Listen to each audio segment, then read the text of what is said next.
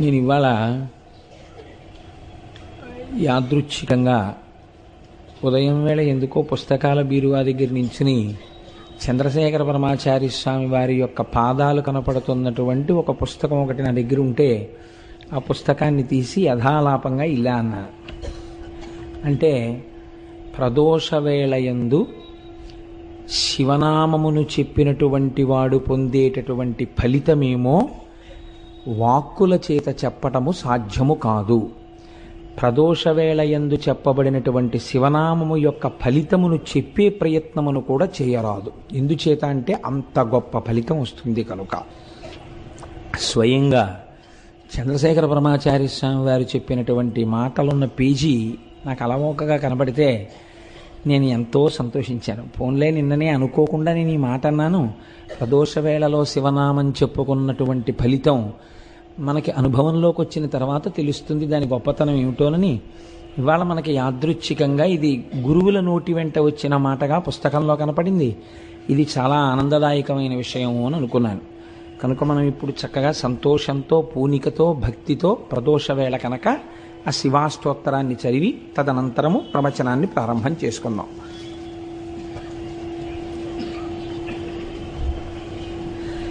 ధవళవపుషమిందోర్మండలే సన్నివిష్టం భుజగవలయహారం భస్మదిగ్ధాంగమీశం మృగయ పరశుపాణిం చారు చంద్రార్ధమౌళిం హృదయ కమల మధ్యే సంతతం చింతయామి. చారు చంద్రార్ధమౌళిం అంటారు ధ్యానంలో. చంద్రమౌళీశ్వరుడిగా ఆరాధన చేస్తారు.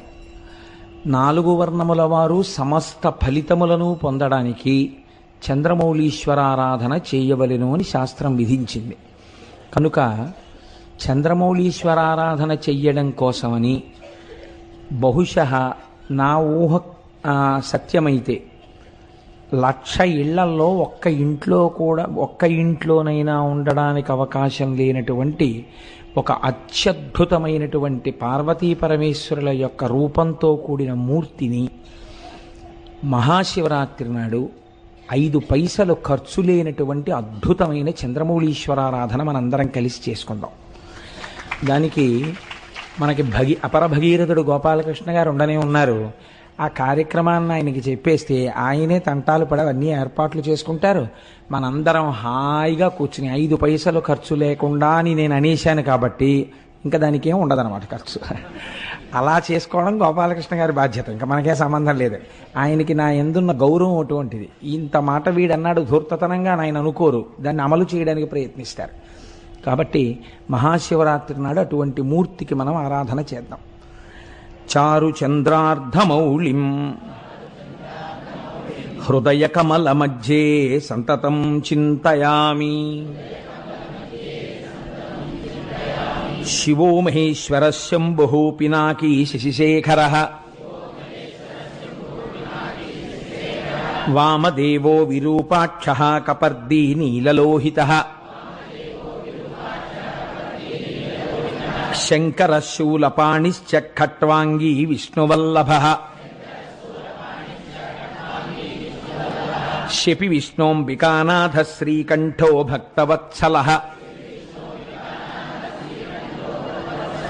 భవశర్వస్త్రిలోకేశ స్థితికంఠ శివాప్రియ ఉగ్ర కపాలీ కామారీ అంధకాసురసూదన గంగాధరో లలాటాక్షకాలకాల కృపానిధి భీమ పరశుహస్త మృగపాణిర్జటాధర కైలాసవాసీ కవచీ కఠోరస్త్రిపురాంతక వృషాంకో వృషభారూఢో భస్మోద్ధూళిత విగ్రహ సామప్రియ సర్వమయస్త్రయీమూర్తిరనీశ్వర సర్వజ్ఞ పరమాత్మా చ సోమసూర్య అగ్నిలోచన హవిర్యజ్ఞమయ సోమ పంచవక్త్ర సదాశివ విశ్వేశ్వరో వీరభద్రో గణనాథ ప్రజాపతి హిరణ్యరేతా దుర్ధర్షో గిరిశో గిరీశో నఘః భుజంగభూషణో భర్గో గిరిధన్వీ గిరిప్రియః కృత్తివాసాః పురారాతిర్భగవాన్ ప్రమదాధిపః మృత్యుంజయ సూక్ష్మతనుర్జగద్వ్యాపీ జగద్గురుః వ్యోమకేశో మహాసేన జనకశ్చారు విక్రమః రుద్రో భూతపతిస్థాణుర్రహిర్భూజ్ఞో దిగంబరః అష్టమూర్తిరనేకాత్మా సాత్విక శుద్ధ విగ్రహః శాశ్వత ఖండ పరశుః అజపాశ విమోచకః మృఢ పశుపతిర్దేవో మహాదేవో వ్యయో హరిః పూషదంతభిదవ్యగ్రో దక్షాధ్వర హరోహరః భగనేత్రభిదవ్యక్త సహస్రాక్ష సహస్రపాత్ అపవర్గ ప్రదోనంతస్తారక పరమేశ్వరః ఏవం శ్రీశంభుదేవస్య నామ్నామష్టోత్తరం శతం శ్రీ శివాష్టోత్తరశతనామస్తోత్రం సమాప్తం.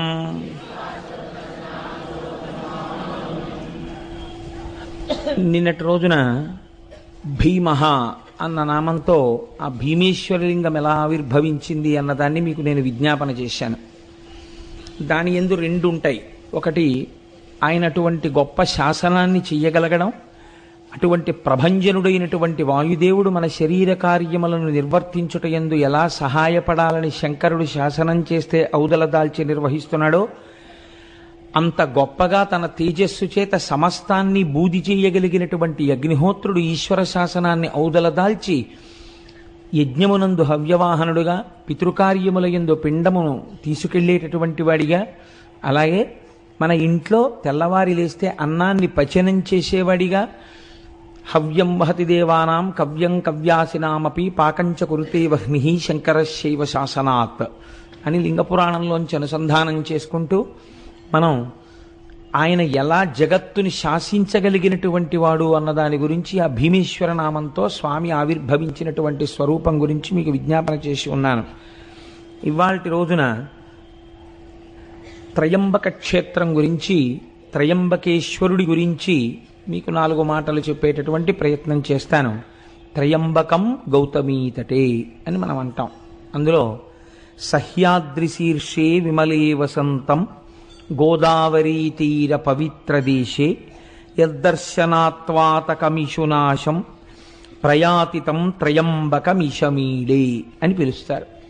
ఈశ్వర, ఓ త్రయంబకుడా, నిన్ను దర్శనము చేసినటువంటి వారిని రక్షించదవు, నిన్ను స్మరించిన వారిని, నిన్ను నమ్మిన వారిని సర్వకాలముల యందు రక్షించేటటువంటి స్వరూపం ఉన్నవాడు. మీరు ఇక్కడ ఒక విషయాన్ని జ్ఞాపకం పెట్టుకోండి. మీరు ఇప్పటి వరకు విన్నటువంటి స్వయంభూలింగముల యొక్క విశేషము ఒకలా ఉంటుంది. త్రయంబకేశ్వరుడి దగ్గరికి వచ్చేటప్పటికీ ఇది ఒక్కటి ఒకలా ఉంటుంది. నా దృష్టిలో అయితే నేను దీన్ని వేరొక రకంగా భావన చేస్తాను, అది మీతో పంచుకునే ప్రయత్నం చేస్తాను. ఈశ్వర సౌలభ్యము ఎంత గొప్పదో ఒక మహాభక్తుడి యొక్క జీవితము కూడా అంతే గొప్పది. అది పవిత్రమైనటువంటి నది వంటిది భక్తుడి యొక్క జీవితం. ఈశ్వర కథ వినడం చేత ఈశ్వరుడు ఎక్కువ ప్రీతి చెందుతాడా? ఈశ్వరుణ్ణి నమ్ముకోవడం వల్ల నిరంతరము ఈశ్వరానుసంధానముగా జీవితం గడిపేటటువంటి ఒక పరమభక్తుడి యొక్క కథని వినడం వల్ల ఈశ్వరుడు ప్రీతి చెందుతాడా? అంటే ఈశ్వరుడు కేవలము భక్తుల యొక్క కథలు వినడము చేత మాత్రమే ద్విగుణీకృతమైనటువంటి ప్రేమని ఆవిష్కరిస్తాడు. పైగా మనం ఇవాళ వినేటటువంటిది కేవలం ఒక లింగము ఆవిర్భవించినటువంటి కథ కాదు. గౌతమ మహర్షి యొక్క జీవితాన్ని ఆయన యొక్క శీలాన్ని, ఆయన యొక్క గొప్పతనాన్ని మీరు ఒక్కసారి విహంగ వీక్షణంగా ఇందులో చూస్తారు. చూసినప్పుడు మీకు అసలు ఒక భక్తుని యొక్క జీవితము, ఒక మహాభక్తుని యొక్క చారిత్రము ఎలా ఉంటాయి అనేది మీకు బాగా అవగతమవుతుంది. మీరు చూడండి, ప్రపంచపటంలో ఉండేటటువంటి మిగిలిన దేశాలకి పేరు ప్రఖ్యాతులు ఏమైనా ఉండి ఉంటే దేనివల్ల వచ్చాయి? ఐశ్వర్యము చేత వచ్చి ఉండి ఉండవచ్చు, లేదా ఆ దేశాలలో ఉండేటటువంటి కొంతమంది విజ్ఞానులు కనిపెట్టిన కొన్ని విషయాల వల్ల వచ్చి ఉండవచ్చు. ఏదో ఈ రాకెట్ ప్రయోగించారు, లేకపోతే ఈ పెద్ద ల్యాబొరేటరీ ఉంది, లేకపోతే ఇక్కడ ఇలా బటన్ నొక్కితే ఇన్ని వేల కిలోమీటర్ల దూరంలో ఉండేటటువంటి ఒక దేశంలో ఉన్న లక్ష్యాన్ని ఛేదించగలిగినటువంటి క్షిపణి కనిపెట్టబడినదనేటటువంటి కీర్తి చేత ఆ దేశమునకు గౌరవం ఉండవచ్చు. కానీ భారతదేశం యొక్క పరిస్థితి పూర్తిగా భిన్నం. భారతదేశానికి గౌరవం దేనివల్ల అంటే భౌతికమైన సంపత్తి చేత భారతదేశము గౌరవింపబడలేదు. ఆ కోణంలో పరిశీలన చేస్తే అసలు భారతదేశం అంతటి ఐశ్వర్యవంతమైన దేశం మీకు ప్రపంచ పటంలో కనపడదు. ఒక్కొక్క మహారాజు గారిని చంపిన తరువాత ఒక్కొక్క కోటని కొన్ని నెలల పాటు దోచుకున్న ఐశ్వర్యం మిగిలిపోయింది. విజయనగర సామ్రాజ్య పతనం చదివితే కన్నుల నీరు కారుతుంది. 6 నెలలు దోచుకున్నారు విజయనగరం కోటని. అంత దోచుకున్నా ఇంకా ఎత్తుకెళ్ళడానికి ఐశ్వర్యం మిగిలింది. ఇక్కడి నుంచి ఎత్తుకుపోయింది కోహినూరు వజ్రం, ఇక్కడి నుంచి ఎత్తుకుపోయింది నెమలి సింహాసనం, ఇక్కడి నుంచి ఎత్తుకుపోయింది ఆయుర్వేదం, ఇక్కడి నుంచి ఎత్తుకుపోయింది అథర్వణ వేదంలో భాగాలు. అన్ని దేశాలకి ఇంకా పలకాబలపం పట్టుకోవడం రానటువంటి రోజులలో అద్భుతమైనటువంటి చారిత్రక సత్యములను కనిపెట్టినటువంటి దేశం ఈ దేశం. నాకు ఈ విషయం చెప్పినప్పుడు ఒక విషయం స్ఫురణలోకి వస్తోంది. నేను మొన్న అరుణాచలం వెళ్ళినప్పుడు విశాఖపట్నం నుంచి ఒక మెరైన్ ఇంజనీర్ సుబ్బారావు గారిని, వారి భార్య గారు, నాకు పేరు సరిగ్గా జ్ఞాపకం ఉంటే ఆవిడ పేరు భవానీ, ఆవిడ కూడా మాతో పాటుగా వచ్చారు. వచ్చినప్పుడు నేను ఏదో ఒక తపస్సమాధిలో ఉండేటటువంటి వ్యక్తి సమాధిగతుడైపోయిన, ఆయన శరీరాన్ని సమాధి చేసిన అందులోంచి కొన్ని తరంగములు వస్తాయి అని పుస్తకాలలో ప్రతిపాదన చేశారు అన్నదానికి ఆవిడ సైన్స్ లెక్చరర్ అనుకుంటాను. ఈ మధ్య కాలంలోనే దీని మీద ఒక పుస్తకం వచ్చింది కోటేశ్వరారు, ఇది పరమ సత్యం అండి, అది ఎలా వస్తుంది అన్న దాని గురించి ఆవిడ నాకు ఆ విజ్ఞాన శాస్త్రానికి సంబంధించినటువంటి భాషలో మాట్లాడారు. నేను నిజంగా మన వాళ్ళు ఎంత గొప్పవాళ్ళంటే ఆ తల్లి ఎంత జీర్ణం చేసుకున్నారో ఆవిడ అన్నారు. బహుశः మన దేశంలో పెద్దలు ఒక మాట చెప్తే ఇది ఇలాగే ఎందుకు పాటించాలి అని ధిక్కరించి అడగడం లేదేమోనండి. పూర్వం పెద్దలు చెప్పారంటే నమ్మడమే అని అనుకుని ఉంటారు. అందుకే దాన్ని కథలుగా చెప్పారు, శాసనాలుగా చెప్పారు తప్ప వివరణలు ఇవ్వలేదు. ఈ సూత్రాల్ని ఇవాల్టి రోజున కొత్తగా కనిపెట్టబడినటువంటి విషయాలుగా విదేశాలలో చెప్పబడుతున్నాయి తప్ప ఇవి మన ఋషులు ఏనాడో దార్శనికులై చూసినవేనండి అన్నారు. నేను ఆ తల్లి యొక్క ఆ దర్శనానికి చాలా సంతోషించాను. మీరు చూడండి, మన దేశంలో కీర్తి దేని వలన వచ్చింది అంటే ఒక్క సత్యాన్ని పట్టుకొని అబద్ధం ఆడకుండా ఆడిన మాటకి నిలబడిపోయి జీవితంలో ఏవైనా పక్కన పెట్టి సత్యానికి కట్టుబడినటువంటి వాడు త్రిమూర్తులను కిందకి ఎలా దింపగలడో చూపించిన వాడు హరిశ్చంద్రుడు. భూతదయతో శిబిచక్రవర్తి దానం చేసి ఎనలేని కీర్తి ప్రతిష్టలను తీసుకొచ్చిన వాడు శిబిచక్రవర్తి. తనని తీసుకెళ్లి రాజు బంధించి కొరడాలతో కొడుతుంటే ప్రతిఘటించకుండా పరమేశ్వరుణ్ణి స్తోత్రం చేస్తే ఈశ్వరుడే వచ్చి విడిపించేటట్టుగా చేయగలిగిన ప్రజ్ఞ చూపించిన వాడు అన్నమాచార్యుల వారు. తన తలనే నరుకుతున్న శిష్యులు ప్రార్థన చేస్తే నరసింహావతారం వచ్చి శంకరాచార్యుల వారిని రక్షించినటువంటి కాపాలికుడి కథ కలిగినటువంటిది ఈ భరతభూమి. మీరు ఎన్ని రకాలుగా చూడండి, భగవంతుడి యొక్క ఉపాసనని, భగవంతుడి యొక్క శక్తిని 1కి 10 మార్లు నమ్మి ఆవిర్భవింపచేసి ఆవిష్కరింపచేసినటువంటి పుణ్యపురుషుల వల్ల ఈ దేశానికి ఇంత పేరు వచ్చింది తప్ప భౌతికమైనటువంటి సంపత్తి వల్ల పేరు రాలేదు. మనం ఎప్పుడూ ఇన్ని ఖనిజాలున్నా, ఇన్ని గనులున్నా, ఇంత తీర ప్రాంతం ఉన్నా, ఇన్ని సముద్రాలున్నా, ఇన్ని నదులున్నా పట్టించుకోకుండా నిరాడంబరంగా జీవితాన్ని గడపడానికి ఇష్టపడి భగవంతుణ్ణి చేరుకోవడం మనుష్య జన్మకి ప్రయోజనం తప్ప ఈ వనరులతో ఎంత భోగం అనుభవించవచ్చనేటటువంటి దృష్టికోణమే లేని దేశం బహుశः ప్రపంచ పటంలో ఉంటే ఒక్క భారతదేశమే. అంత గొప్ప దేశం ఈ దేశం. అందుకే ఇక్కడ భగవద్గీత పుట్టింది. ఇది కర్మభూమి. ఇక్కడ ఉపనిషత్తులు పుట్టాయి, ఇక్కడ వేదాలు పుట్టాయి. అంత క్రైస్తవ మతాధిపతి అయినటువంటి పోప్ జాన్ పాల్ II భారతదేశంలో విమానం ల్యాండ్ అయినప్పుడు ల్యాడర్ మించి మెట్లు కిందకి దిగి భరతమాత మీద కాలు పెట్టకుండా మోకాళ్ల మీద వంగి ఈ దేశపు నేలని ముద్దు పెట్టుకొని భగవద్గీత పుట్టిన చోట, వేదాలు పుట్టిన చోట, ఉపనిషత్తులు పుట్టిన చోట లెక్క పెట్టడానికి వీలు లేనంత మంది మహాపురుషులు పుట్టి నాదోపాసనతో, వేదోపాసనతో, భక్త్యోపాసనతో, కర్మోపాసనతో ఈశ్వరుణ్ణి 1కి 10 మార్లు సాక్షాత్కరింపచేసినటువంటి భూమిని నా పాదంతో తాకడానికి నా మనసు ఒప్పలేదు, నాకు అర్హత లేదు, ముద్దాడి దిగుతున్నానని కాలు పెట్టాడు ఒక విదేశీ. ఈ జాతి ప్రతిష్ట ఎంత గొప్పదో దాన్ని మీరు ఆలోచించండి. అటువంటి జాతికి మనం వారసులం. అటువంటి పుణ్యభూమి మీద కాలు పెట్టి తిరుగాడుతున్నటువంటి అదృష్టవంతులం. విశేషించి ఆంధ్రదేశంలో ఉన్నవాడు ఒక్క రాత్రి నిద్రపోతే శ్రీశైలం వెళ్ళిపోతాడు. ఒక్క రాత్రి రైల్లో పడుకుంటే తెల్లవారేటప్పటికి వెంకటాచలం వెళ్ళిపోతాడు. ఎటైనా వెళ్ళగలడు. అనేకమైనటువంటి పుణ్యనదులతో త్రిలింగ దేశంలో మనం ఉంటున్నాం. మనంతటి భాగ్యవంతులు వేరొకరు ఉండరు.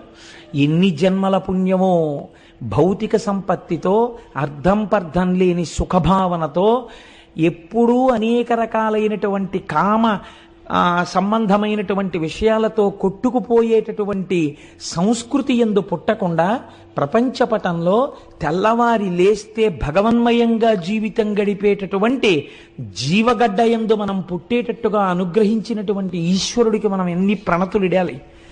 నేను ఇవాళ ఎందుకు ఈ ఉపోద్ఘాతం మీతో విజ్ఞాపన చేయవలసి వచ్చిందంటే, మీరిప్పుడు వినబోయేటటువంటి త్రయంబకేశ్వర లింగం అటువంటిది. మీరు ఆ శివలింగము గొప్పదా, గౌతముడు గొప్పవాడా అని మీరు విచారణ చేస్తే, ఒకలా ఆలోచించి చూస్తే ఇక్కడ మాత్రం గౌతముడే గొప్పవాడు.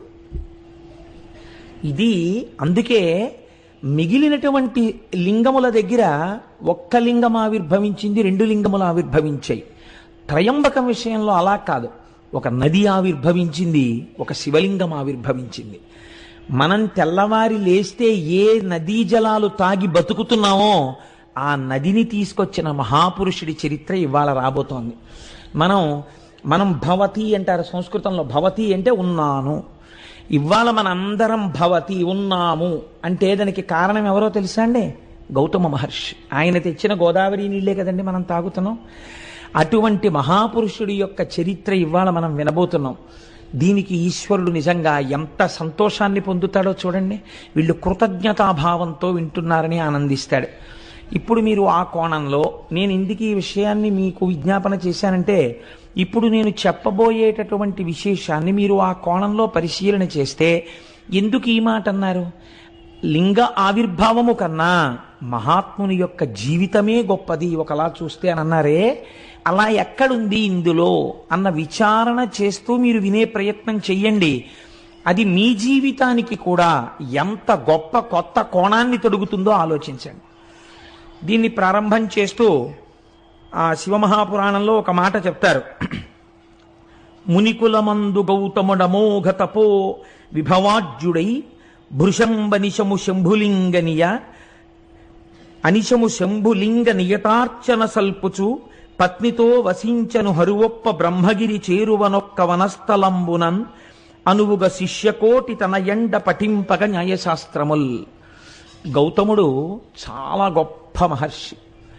ఆయన గురించి ఎంత చెప్పినా తక్కువే. అటువంటి గౌతమ మహర్షి తన శిష్యులతో కలిసి ప్రతిరోజు శంభులింగారాధనమును చేస్తున్నాడు. ఆ లింగమునకు ఆయన ఏమని పేరెట్టుకున్నాడో చూడండి. శంభులింగాన్ని నేను ఆరాధన చేస్తున్నాను అన్నాడు.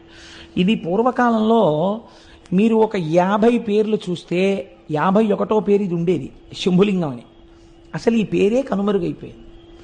వెర్రి వెర్రి పేర్లు, విచిత్రమైన పేర్లు. కలియుగం కదండి, నామస్మరణ జరగడానికి కూడా అవకాశం లేని రీతిలో కట్టడి చేస్తున్నాడు కలిపురుషుడు. కాబట్టి ఇన్ని పిచ్చి పేర్లు, అర్థం ఉండదు అసలు ఆ పిచ్చికి. ఒక్కటి ఈశ్వర సంబంధంతో లేవు. అంత పిచ్చి పిచ్చి పేర్లన్నీ వచ్చేసాయి ఇవాళ రేపు. ఆయన తను ఆరాధన చేసిన లింగమునకు శంభులింగము అని పేరు పెట్టాడు. శంభులింగము అంటే మీకు నేను శంభుహు అన్న నామం దగ్గర వ్యాఖ్యానం చేసి ఉన్నాను. శంభావయతీతి శంభుహు, మంచి భావములను కల్పించగలిగినటువంటి లింగమును ఆరాధన చేశాడు. కాబట్టి ఇప్పుడు ఆయన ఏం కోరుకుని ఉండాలి? మంచి భావనలను కోరుకుని ఉండాలి. ఏమిటా మంచి భావన? అటువంటి మహర్షి కోరుకునేది ఒక్కటే భావన, లోకమంతటినీ లోకేశ్వరుడిగా చూడడం, విశ్వాన్ని విశ్వేశ్వరుడిగా చూడడం. ఇదే ఆయన కోరుకున్నది కదండి. కాబట్టి ఇప్పుడు అలా శంభులింగాన్ని ఆరాధన చేస్తూ దానితో పాటు ఏం చేశాడు? చాలామంది శిష్యులు ఆయనని అనుగమించి ఉండేవారు. వాళ్ళందరికీ అనేకమైనటువంటి శాస్త్రములను బోధ చేస్తూ బ్రహ్మగిరి అనబడేటటువంటి ఒక పర్వత శిఖరము యొక్క పాదమూలమునందు ఆశ్రమమును నిర్మాణము చేసుకుని ఆ శంభులింగారాధన చేస్తూ పరమ పవిత్రమై, యజ్ఞవేది ఎందున్నటువంటి అగ్నిహోత్రం ఎంత పవిత్రమో అంత పవిత్రమైనటువంటి జీవితాన్ని ఆయన గడుపుతున్నాడు. ఇలా గడుపుతుండగా అంతకొండొక కాలంబునందు పొడమికడు అనావృష్టి పొదలని, ఎక్కడలగాని త్రావ నీళ్లు కరువయ్యే గ్రాసమసలే శూన్యమయ్యను దశలనే చోటనేని. ఇలా నడుస్తుండగా కొంతకాలానికి భయంకరమైనటువంటి క్షామం వచ్చింది. ఆ క్షామమునకు కారణం ఏమిటి? అనావృష్టి. వర్షాలు పడలేదు. వర్షాలు పడకపోతే ఎక్కడా నీరు లేదు. నీరు చాలా గొప్పదండి శాస్త్రంలో. ఎందుచేతనో తెలుసా అండి? మీకు నీరు లేకపోతే మొట్టమొదట పాడైపోయేది ఇది అంటే ధర్మము లోపించిపోతుంది.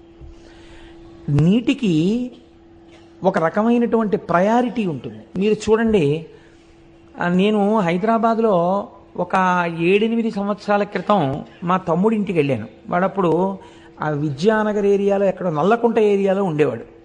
సాయంకాలం స్నానం చేసి నేనేదో సంధ్యావందనం చేసుకుందామని స్నానం చేయబోతుంటే వాడు అన్నాడు, అన్నయ్య నువ్వేమనుకోకు, ఇక్కడ 2 పూట్ల స్నానం చేయడం కుదరదన్నయ్య, అతి కష్టం మీద నీళ్లు తెచ్చుకుంటాం. ఇక్కడ నువ్వేదో పవిత్రోవా సర్వావస్థాంగతోపివా యస్మరేత్ పుండరీకాక్షం స్వాహ్యాభ్యంతర శుచి పుండరీకాక్ష పుండరీకాక్ష పుండరీకాక్ష అనుకుని సంధ్యావందనం చేసుకోవాలి. ఇప్పుడు ఏమైంది? స్నానము లోపించింది. ఇంకా నీరుకు కొదవచ్చింది అనుకోండి, అర్ఘ్యం ఇవ్వడానికి కూడా మనం ఇబ్బంది పడిపోతాం. కొన్ని నీళ్లు అర్ఘ్యం ఇచ్చేస్తే గుక్కెడు నీళ్లు తాగడానికి తగ్గిపోతాయని సంధ్యావందనాలు కూడా పోతాయి. ధర్మలోపము దేని వలన ప్రారంభమవుతుంది అంటే నీరు తక్కువైపోవడం వల్ల ధర్మలోపం ప్రారంభమైపోతుంది. కాబట్టి నీరు ఈ లోకాన్ని నిలబెట్టడం, మనిషిని నిలబెట్టడం రెండింటినీ నీరు చేస్తుంది. కాబట్టి నీరు చాలా గొప్పది. అటువంటి నీరు ఎందుకు ఉండదు? ఒక్కటే కారణం, నీరు ఎందుకు భూమి మీద తగినంత దొరకని రోజులు వస్తాయి అని అడిగితే దీనికి లింగ పురాణం సమాధానం చెప్పింది. సంజీవనము సమస్తస్య జగత సలిలాత్మిక భవయిత్యుచ్యతే మూర్తిర్భవస్య పరమాత్మనః అని. భవ అంటే బతికించువాడు, ఏ రూపంలో బతికిస్తాడు? సంజీవనం సమస్తస్య, అన్నిటినీ బతికిస్తాడు. ఎలా? చెట్లు, చామలు, పురుగులు, పుట్ర, మనుషులు అందరూ బతుకుతారు. దేనివల్ల? జగత సలిలాత్మిక, నీటి రూపంలో ఉండి ఆయన బతికిస్తాడు. ఆయనకి ఆగ్రహం కలిగిందనుకోండి, వర్షపు చుక్క పడదు. నాకు తెలిసి నేను ఉద్యోగంలో చేరినటువంటి ఒక 5-6 సంవత్సరాల వరకు కూడా మినరల్ వాటర్ బాటిల్ కొనుక్కోవడం అనేటటువంటిది తెలియదు అసలు. మినరల్ వాటర్ బాటిల్ కొనుక్కోవడం అనేటటువంటి సంప్రదాయం బహుశా నాకు తెలిసి ఒక 5-6 ఏళ్ల నుంచే బాగా వృద్ధిలోకి వచ్చిందేమో అనుకుంటున్నాను. నీళ్లు పడకపోవడం, అతిసారం రావడం, ఎక్కడ పడితే అక్కడ నీళ్లు తాకండి అనడం, ఆ లోపల ఎటువంటి నీళ్లు పోసినా ఏదో నమ్మేసో సీసా కొనుక్కోవడం, 15 రూపాయలు ఇచ్చి సీసాలు నీళ్లు 15 రూపాయలు అండి. ఎప్పుడైనా మన వెనకతరం వాళ్ళని అడగండి, ఈ సీసా నీళ్లు 15 రూపాయలు పెట్టి కొన్నామని వాళ్ళు తెల్లబోతారు. అసలు చలివేంద్రాలు పెట్టి ఎవరైనా ఇంటికి రాగానే ఏమంటే కొంచెం దాహం పుచ్చుకుంటారని మజ్జిగిచ్చినటువంటి గడ్డ మీద తాగడానికి నీళ్లు లేవు. నీళ్లు కొనుక్కుని తాగవలసినటువంటి రోజులు వచ్చాయంటే మనం ఎంతగా శివానుగ్రహానికి దూరం అయిపోతున్నామో ఆలోచించండి. ఒకనాడు కూడా ఇలాగే శివానుగ్రహానికి దూరం అయింది లోకం. అదే క్షామము అని పిలిచారు. దీన్ని మీరు త్రయంబకేశ్వర చరిత్ర యందు గట్టిగా పట్టుకోవాలి. అందుకే ఇప్పటికీ లోకమునందు నీరు లేకపోతే సహస్రఘటాభిషేకం అని పరమేశ్వరుడికి చేస్తారు. శివలింగానికి సహస్రఘటాభిషేకం చేస్తే మళ్ళీ వర్షాలు పడతాయని. కాబట్టి చూడండి, లోకంలో నీరు లేదు, క్షామం వచ్చేసింది, ఎక్కడ చూసినా అనావృష్టి. ఇటువంటి పరిస్థితులలో ఒక్కొక్కడు ఎక్కడ నీరు దొరుకుతుందో అక్కడికి వెళ్ళిపోతున్నాడు. వెళ్ళిపోయేటప్పుడు వేటిని వదిలేస్తున్నాడు? వజ్రాలు వదిలేస్తున్నాడు, బంగారం వదిలేస్తున్నాడు, పశువులు వదిలేస్తున్నాడు, గాజులు వదిలేస్తున్నాడు, ఇళ్ళు వదిలేస్తున్నాడు, అన్నీ వదిలేస్తున్నాడు. గుక్కెడు నీళ్లు దొరికే చోటుకి వెళ్ళిపోతున్నాడు. నీరంటే అంత తేలిక కాదండి. నేను నిడదవోలు షటిల్ చేసేవాడిని. నేను నిడదవోలు షటిల్ చేసే రోజుల్లో గోదావరి పుష్కరాలు వచ్చాయి. పుష్కరాలు వస్తే చాలామంది ఆ పైనుంచి పుష్కరాలకి ఇక్కడ బంధువులు ఇళ్ళకి వచ్చి స్నానం చేసి వెళ్తుండేవారు. నేను ఒక రోజున ట్రైన్లో వెళ్ళిపోతుంటే నిడదవోలు ప్యాసింజర్లో నేను కూర్చున్న కంపార్ట్మెంట్లో చాలామంది లేచి కిటికీల దగ్గరికి, డోర్ దగ్గరికి వెళ్ళి అబ్బా ఎన్ని నీళ్ళో ఎన్ని నీళ్ళో ఎన్ని నీళ్ళో అని పొంగిపోతున్నారు. బ్రిడ్జ్ నుంచి ట్రైన్ వెళ్ళిపోతుంటే నాకు చాలా ఆశ్చర్యం అనిపించింది. అది ఎన్ని నీళ్ళో ఎన్ని నీళ్ళో ఏంటి, మనం గోదావరి వచ్చిందంటాం అంతే చాలా క్యాజువల్గా. వీళ్ళు ఎన్ని నీళ్ళో అంటున్నారు ఏంటని, ఎన్ని నీళ్ళో అంటున్నారు ఏంటమ్మా అని అడిగాను. అడిగితే ఇన్ని నీళ్లు మేము చూసి కొన్ని ఏళ్ళు అయిపోయిందండి, ఓ 20 ఏళ్ల క్రితం చూసాం, మేము ఎక్కడో రాయలసీమ నుంచి వచ్చాం గోదావరి పుష్కరాలకి, ఇంత నీటి ప్రవాహం చూసి మేము ఎన్నేళ్ళు అయిందో అన్నారు. వాళ్ళకి తెలుస్తుంది దాని అందం ఏమిటో, వాళ్ళకి తెలుస్తుంది అందులో తృప్తి ఏమిటో.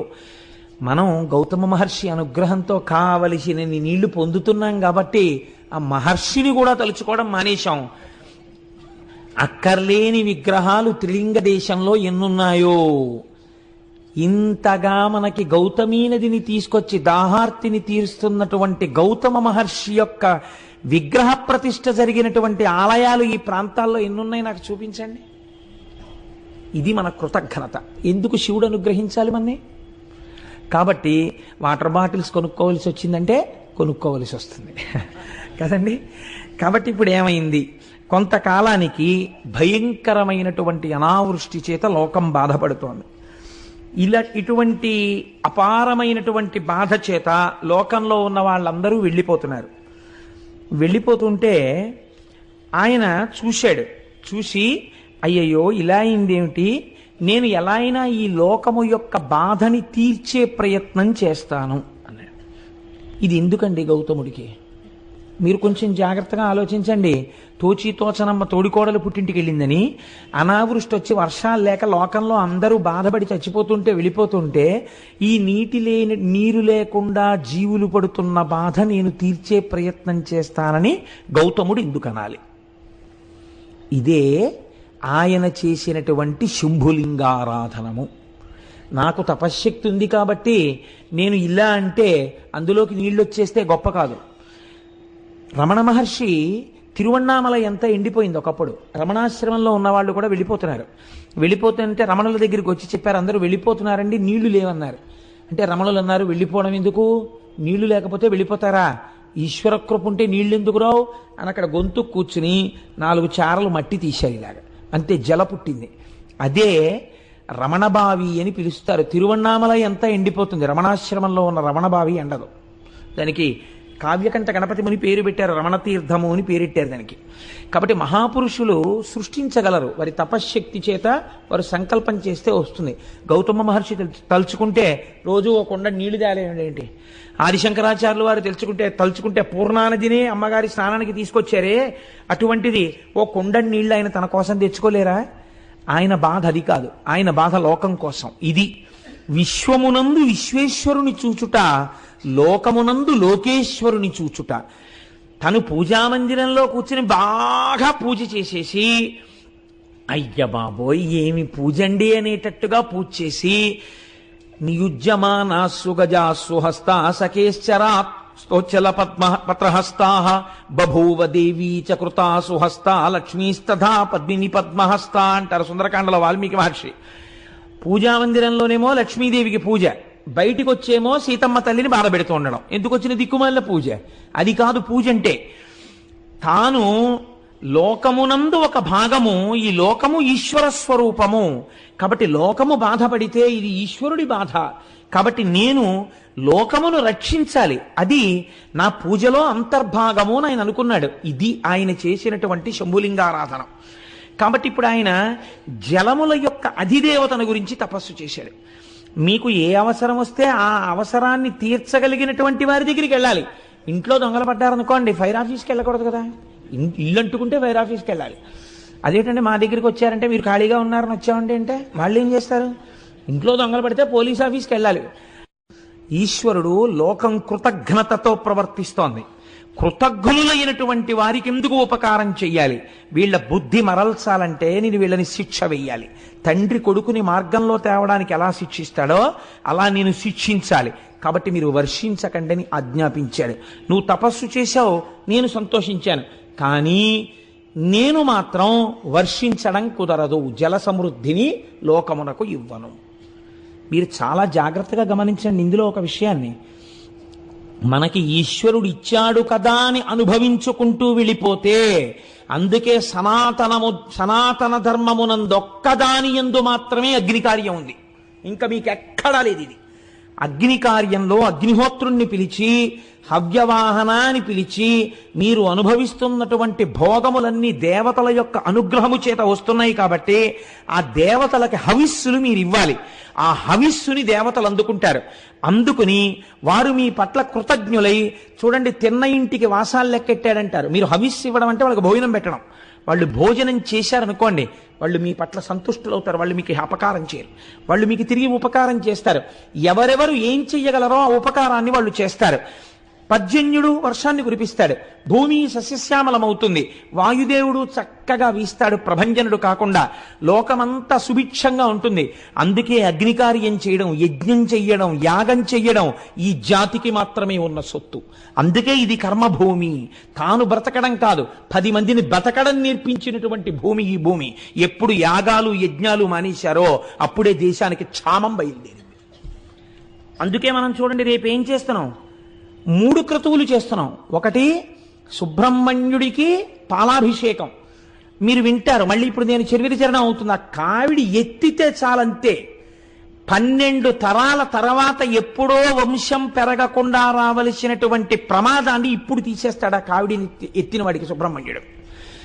ఆ పాలు అభిషేకం చేస్తారు, మూర్తి చల్లబడుతుంది. మూర్తి చల్లబడగానే ఎంతమంది ఆ అభిషేకాన్ని చూస్తూ శబ్దం వింటారో అభిషేక మంత్రాలని, వాళ్ళందరి కోరికలు సిద్ధిస్తాయి. దేవతల్ని పిలిచి హవిస్సిస్తారు, అగ్నిహోత్రంలో హోమం చేస్తారు. ఆ రోజున చేసినప్పుడు ఆయన ఈ గోత్రనామాలతో హవిస్సు పుచ్చుకుంటాడు. పుచ్చుకున్న తర్వాత వీళ్ళందరికీ ఆయన యోగక్షేమాలు చూస్తాడు. సాయంకాలం కళ్యాణం జరుగుతుంది. ఇందులో అందరూ పాల్గొనలేకపోయారు, మరి వాళ్ళ పరిస్థితి ఏమిటి? అందుకే సాయంత్రం కళ్యాణం చేసి అందరూ చూస్తుండగా కళ్యాణం చేసి కళ్యాణపు అక్షతలు అందరి మీద వేస్తారు. కాబట్టి ఇంతమందిని కూర్చోబెట్టడం కష్టం కాబట్టి కొంతమందిని కూర్చోబెడతారు, కానీ ఫలితం మాత్రం అందరికీ వచ్చేటట్టు ప్రయత్నం చేస్తారు. కానీ ఖచ్చితంగా పాల్గొంటున్న వాళ్ళ యొక్క యశము ద్విగుణీకృతముగా ఉంటుందన్నది మాత్రం శాస్త్రవాక్కు. అందులో ఏమీ సందేహం లేదు.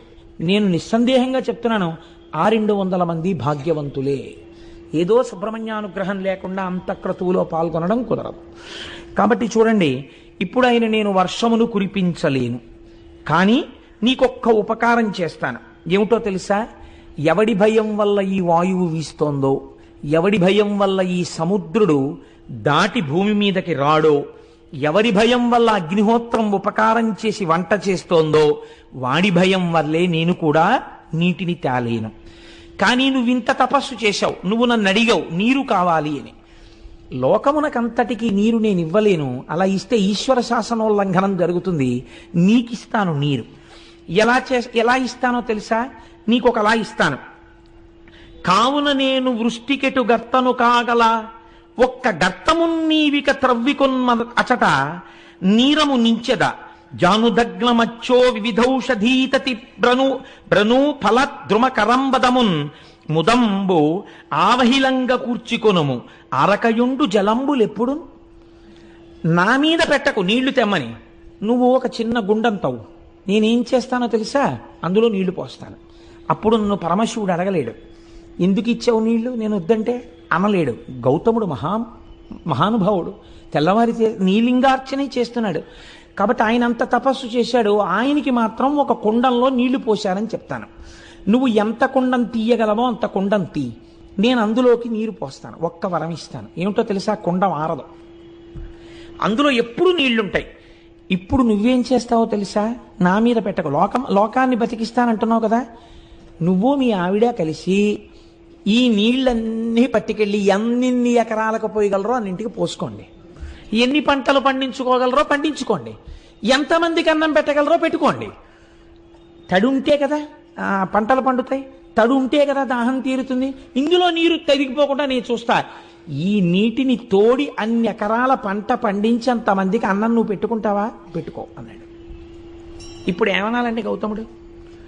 బాబా ఎందుకు వచ్చింది రండి, నేను మా ఆవిడ కలిసి ఇంట్లో పని పాడు అన్ని మానేసుకుని తపస్సు మానేసి ఎకరాలకేమో ఈ నీళ్ళన్నీ పట్టుకెళ్ళి కుండలతో పోసి ఇవన్నీ సాగు చేసి చక్కగా అన్ని తయారు చేసి రోజు వంట చేసి పెట్ట, వీళ్ళు వచ్చి తినా, ఎందుకు వచ్చిన ప్రారంభం, పోన్లేవా నువ్వు వర్షం కురిపించు, ఎప్పుడు పడితే అప్పుడే పడుతుంది వెళ్ళిరా అన్నారు. ఆయన అన్నాడు, ఇంతకన్నా అదృష్టం ఎక్కడుంటుంది? నేను అనుకున్నాను లోకానికి జలవృష్టిని ఇప్పిద్దాం అనుకున్నాను, నువ్వేమన్నావు? కుండంలో నీరు పోస్తాను, పంట నువ్వు పండించి పెట్టన్నావు. ఎంత అదృష్టవంతున్నయ్యా! ఇంతమందికి అన్నం పెట్టే అదృష్టం దొరికితే ఇంతకన్నా నాకేం భాగ్యం కావాలి? తప్పకుండా అన్నాడు. ఇది వింటుంటే నాకు ఒక విషయం జ్ఞాపకానికి వస్తుంది. పూర్వకాలంలో పుట్టిన వాళ్ళే 12 మందో 14 మందో సంతానం ఉండేవారు. ఇంకా ఎప్పుడు బావగారి పిల్లలో మరిది గారి పిల్లలో ఇంట్లో చదువుకునేవారు. ఇది కాక ఓ 2 3 పేద విద్యార్థులకి వారాలు అన్నం పెడుతుండేవారు.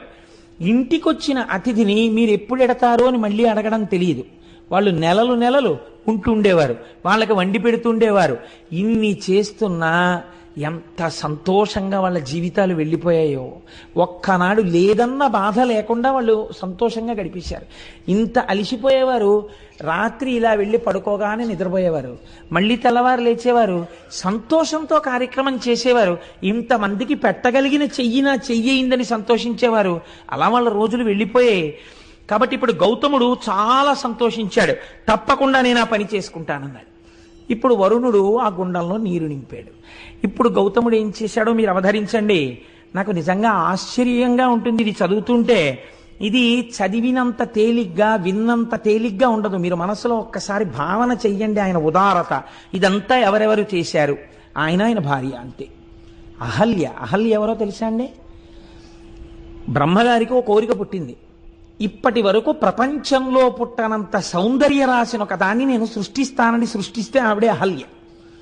ఇంద్రుడంతటి వాడు మోహపడ్డాడు ఆవిడ కోసం. అటువంటి అహల్య అంత సౌందర్య రాశి ఈ నీళ్లు కావిళ్ళలో ఎత్తుకుని 1 ఎకరమా 2 ఎకరాలా 100 ఎకరాలకి నీళ్లు పోసి సాగు చేయడం ఏమీ కర్మ. వాళ్ళు అనుకున్నారు ఇలా ముక్కు మూసుకుని తపస్సు చేయడం కాదు, లోకాన్ని బతికించడం జీవితం అన్నారు. ఇక్కడే మీకు ఒక తేడా వస్తుంది. మిగిలిన ప్రపంచ దేశాలు అన్నాయే మాకుంది కాబట్టి మేము సేవ చేస్తున్నాం అన్నారు. వాళ్ళు సేవ అన్న మాట వాడారు. మన వాళ్ళు ఆ మాట వాడలేదు. ఇది లోకేశ్వరోపాసన అన్నారు వాళ్ళు. ఇది మేము సేవ చేయట్లేదు, మేము లోకమనందు ఈశ్వరుణ్ణి చూసి ఈశ్వరుణ్ణి ఆరాధిస్తున్నాం ఈ రూపంలో. అందుకే మన వాళ్ళు ఇచ్చినవాడు పుచ్చుకున్నవాడికి దండం పెట్టడు, ఇస్తున్నవాడు పుచ్చుకున్నవాడికి దండం పెడతాడు.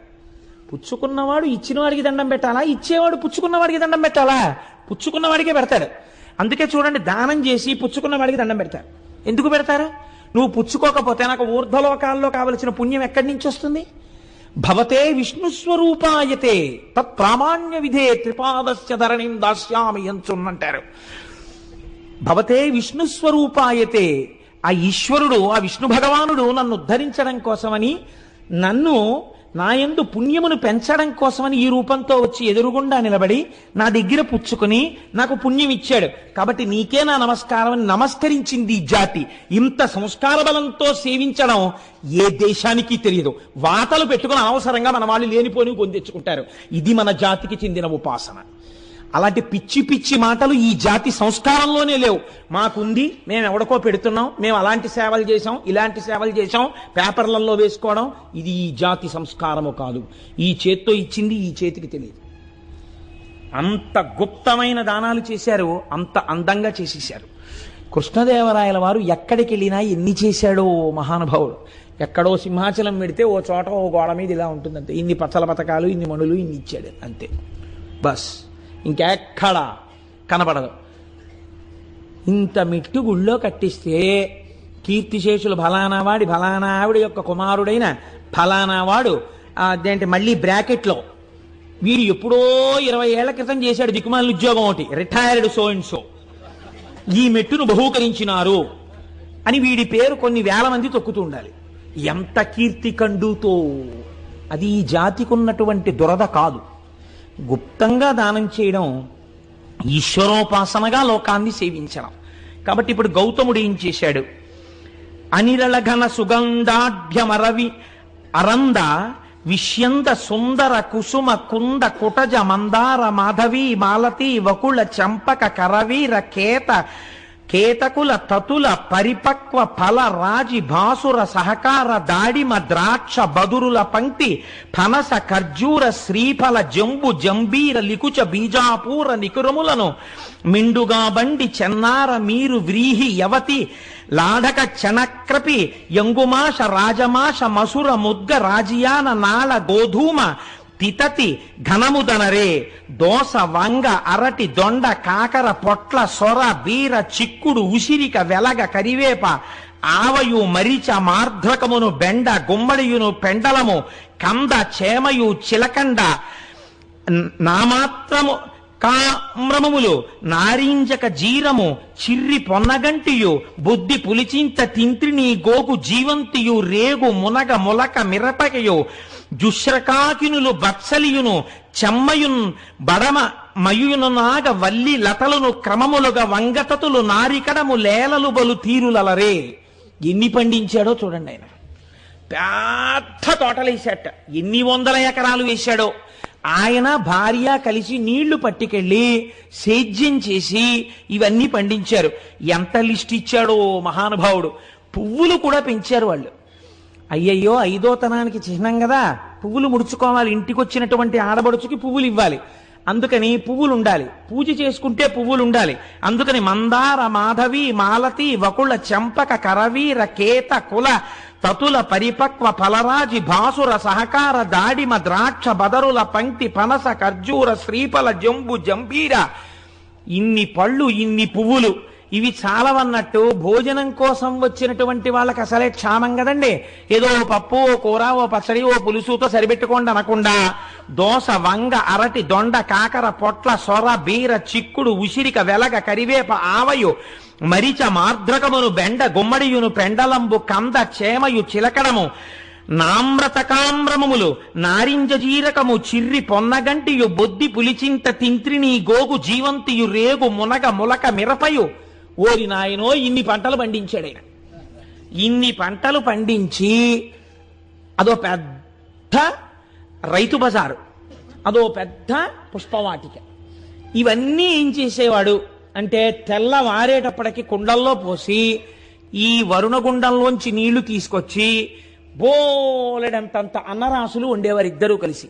ఎన్ని కూరలో వండేవారు. ఇప్పుడు ఏమైంది అందరికీ తెలిసింది. అక్కడ వరుణగుండం ఉందిట, అందులో నీళ్ళెట్టుకెళ్ళి వండుకోండమ్మా అనర్ట. ఏం చేస్తారో తెలుసా? అహల్య గౌతముడు పొయ్యూది వండుతారట. ఆయన తపస్సు అటువంటిది. అగ్నిహోత్రులు అలా పనిచేశాడు ఆయన దగ్గర. హాయిగా వండుతారట. మీరు సంధ్యావందనం చేసుకుని పూజ చేసుకుని రండి, భోజనాలు వడ్డించేస్తామంటారట. మధ్యాహ్నం మనం వెళ్ళేటప్పటికి ఎన్ని వేల మందికైనా వడ్డన చేసేస్తారట. కాబట్టి ఇప్పుడు ఏమైంది? రాను రాను రాను రాను రాను రాను ఆ ఆశ్రమానికి క్షామంలో అసలు దొరకడమే కష్టం. అంటే ఉచిత భోజన పథకం ఏమీ బాధ లేదు, దానికేం కార్డు ఉండక్కర్లేదు, అక్కడికి వెళ్ళిపోతే చాలు పెట్టేస్తారు. కాబట్టి ఇప్పుడు వీళ్ళందరూ ఏం చేశారు అంటే వీళ్ళందరూ గౌతమ మహర్షి ఆశ్రమానికి వెళ్ళి చక్కగా ఆ పెట్టినటువంటి పదార్థాలన్నింటినీ తినడం ప్రారంభం చేశారు. పోనీ అక్కడతో వాళ్ళు తృప్తి పడి తిని వెళ్ళిపోతున్నారని మీరు అనుకుంటున్నారా? అంటే స్వార్థ చింతన అన్నది లోకంలో ఎలా ఉంటుందో చూడండి. ఇందులో మళ్ళీ గౌతమ మహర్షి పెడితే తినేవాళ్ళే ఇందరూ. ఒక్కడికి ఇందులో ఏం గొప్పతనంతో తను సొంతంగా ఆ సోలడ అన్నం వండగలిగినటువంటి వాడు లేడు, చుక్క నీళ్లు తాగలిగిన వాడు లేడు. కానీ ఈ కీర్తిలో వాటాలు కావాలి. అందుకని ఎవరనుకుంటున్నారా? గౌతముడు మా మేనమామకి వేలు విడిచిన బావమరిది తోడలుడండి. ఎంత అందంగా దిప్పి పొడిచారో తెలుసా అండి లోకం తీరుని. తన తాతకు తమ్ముని కొమరుడు ఒకడు వచ్చి అన్నట్ట, నా తాతకి తమ్ముని కొమరుడు అండి గౌతముడు. సంబంధం కలుపుకున్నాడు ఆయన. తన తాతకు తమ్ముని కొమరుని కొడుకంచు ఒక్కండు కూడవచ్చే తన తండ్రి ఎల్లుని చెల్లిటికి మేటి మరదియంచొక్కండు తరలివచ్చే తన మేనమావ వదిన ఎల్లుని బావగారని యొక్కండు కలియవచ్చ తన తోడి ఎల్లుని తండ్రికి మేనయల్లుడంచును ఒక్కడు అరసి డాసే ఇట్లు చుట్టరింకంబుల ఎరుగ చెప్పికొనుచు గుంపులై మునికులజులు ఆండ్రు బిడ్డలతో గౌతమాశ్రమంబు వెదుకుకొనుచు వచ్చిరంతయు విందుమీర. రకరకాల సంబంధాలు పెట్టుకున్నారు ఆయనతో. ఏమిటా అనుబంధం గౌతమ మహర్షికి కూడా తెలియదేమో ఇంతమంది చుట్టాలున్నారని. వీళ్ళు ఎప్పుడన్నా కనపడ్డారా గౌతమ మహర్షికి? ఎప్పుడూ కనపడలేదు. ఎప్పుడు వచ్చారు వీళ్ళందరూ? ఇప్పుడు క్షామం కదా లోకంలో. అందుకని ఎంతంత దూరపు చుట్టరికాలని ఎంతంత దగ్గరగా చెప్పారో చూడండి. చెప్పి వీళ్ళందరూ దగ్గర చేరారు. వయసి గతే కక్కామ వికార శుష్కే నీరే కక్కాసార క్షీణే విత్తే కప్పరివారో జ్ఞాతే తత్వే కస్సంసార అంటారు శంకరాచార్యుల వారు. ఇప్పుడు వీళ్ళందరూ చేస్తున్నదేమి? నా భాషలో చెప్పాలంటే పడి తింటున్నారు కదండి. మనకు మాట ఉంది శాస్త్రంలో, అలా పడి తింటున్నారు ఏమిటండి అంటారు. తగినంత ప్రయోజనము లేకుండా పెడుతున్నారు కదా అని తినేసేటటువంటి వాళ్ళు ఉన్న కొంప వృద్ధిలోకి రాదు కదండి. అంటే పడి తింటున్నారు. పూర్వం అలా తినేవారు కాదు, ప్రయోజనము కొరకు తినేవారు. కాబట్టి అలా అనవసరంగా గుక్కెడు నీళ్లు వేరొక ఇంట తాగేవారు కాదు. ఆ ఇల్లు వృద్ధిలోకి రాదు. దొంగలు వచ్చిన ఇల్లు ఎలా పాడవుతుందో అర్థం లేకుండా చుట్టాల దాడి జరిగిన ఇల్లు కూడా అలాగే పాడవుతుంది. అందుకని అన్ని వేళలా అందరినీ అలా కూర్చోబెట్టుకోవడం కూడా దోషమే నన్ను అడిగితే. కాబట్టి ఏమైంది, ఇంతమంది వచ్చి చేరారు గౌతముడి దగ్గరికి. వచ్చి చేరి చక్కగా తింటున్నారు. హాయిగా ఏముందండి, చక్క పువ్వులన్నీ తీసుకొచ్చి ఇస్తున్నారు ప్రతి ఇంటికి. చక్క పూలతో పూజ చేశారో ఏడ్చారో భగవంతుడికి తెలియాలి. పూజ చేస్తే అటువంటి దుర్మార్గపు ఆలోచనలు ఎందుకు వస్తాయి వాళ్ళకి? కాబట్టి హాయిగా వేళ పట్టును తింటున్నారు, పడుకుంటున్నారు. అబ్బే మనవాడే అంటున్నాడు, ఎవరికి వాడేను. సుఖంగా గడిచిపోతున్నాయి రోజులు. ఇక్కడ ఒక మాట అన్నారు, ఎంత గొప్ప మాటో చూడండి. సింగంబు గుహకు చనినే ఇంగును ముచ్చముల రాసి జంబుక భూమింకడు వేడుకమై డాయంగా బునుకొలను బొక్కలు అలవడు పెక్కులు. మీరు సింహం ఉండేటటువంటి గుహలోకి వెళ్ళారనుకోండి, ముత్యాలు దొరుకుతాయి. ఎందుకంటే అది ఏనుగుని ఈడ్చుకొచ్చి కుంభస్థలాన్ని బదలగొట్టి తింటుంది కాబట్టి. ముత్యములు దొరికేటటువంటి వాటిల్లో ఏనుగు కుంభస్థలం ఒకటి కాబట్టి ముత్యాలు దొరుకుతాయి. నక్క ఉన్న గుహలోకి వెళ్ళారనుకోండి, అక్కడికి వెళ్ళినప్పుడు దొరికేవి ఎముకలు బొక్కలు, అంటే ఎముకలు మొబికలు దొరుకుతాయి అక్కడ. అదేం తింటుంది? ఏదైనా క్రూరమైన జంతువు వేటాడి వదిలేసిన శేషాన్ని ఈడ్చుకొచ్చి తింటుంది. ఎక్కడికి వెడితే ఏం దొరుకుతాయో అక్కడికి వెళ్ళినప్పుడు అవి దొరకడం ఆ యొక్క ప్రాంత లక్షణం. గౌతముడి దగ్గరికి వెళ్ళినటువంటి వాడికి అటువంటివే దొరికాయి. అయితే మీరు ఒక్కటి ఆలోచించండి.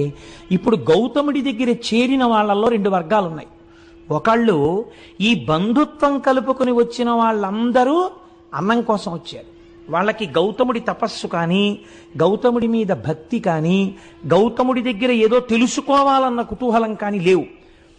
శిష్యులు ఉన్నారు కొంతమంది మొట్టమొదటి నుంచి. వాళ్ళు దేనికున్నారు? వాళ్ళు గౌతముడి దగ్గర శాస్త్రం నేర్చుకోవడానికి, భగవంతుడి గురించి తెలుసుకోవడానికి ఉన్నారు.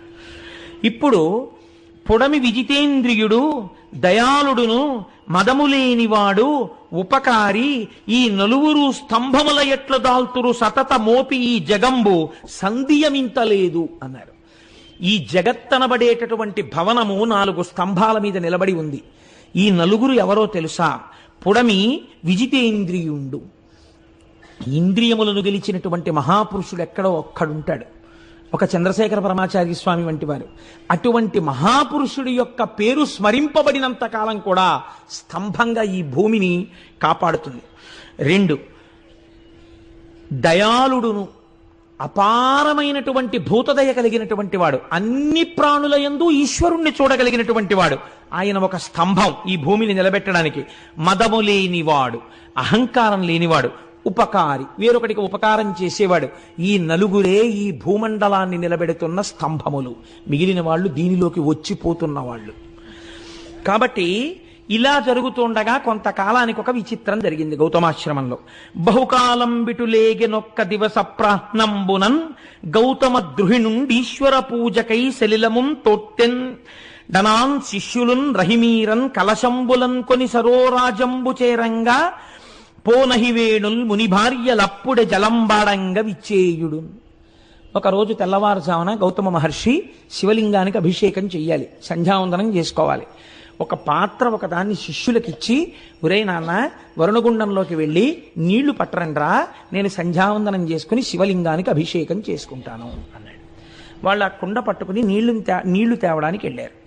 అదే సమయానికి మిగిలినటువంటి మునుల యొక్క భార్యలు అక్కడికి స్నానం చేయడానికి వచ్చారు.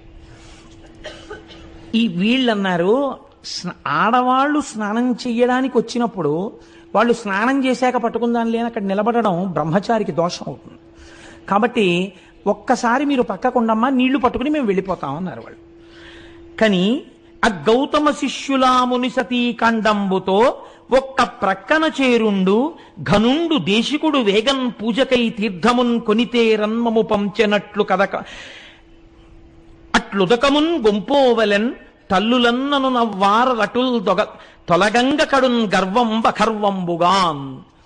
అమ్మలారా, దేశికుడు మా గురువు మమ్మల్ని కుండతో నీళ్లు తెమ్మన్నాడు సంధ్యావందనానికి, లింగాభిషేకానికి. మీరు ఒక్కసారి అలా ప్రక్కకి తొలగితే మేము ఆ నీళ్లు పట్టుకుని వెళ్ళిపోతామమ్మా అన్నారు వాళ్ళు. అనేటప్పటికీ వాళ్ళు అన్నారు, మీకు ఎంత మిడిసిపాటు వచ్చిందిరా, మీకెంత గర్వం వచ్చిందిరా, మునిపత్నులం మేము స్నానానికి వచ్చామా?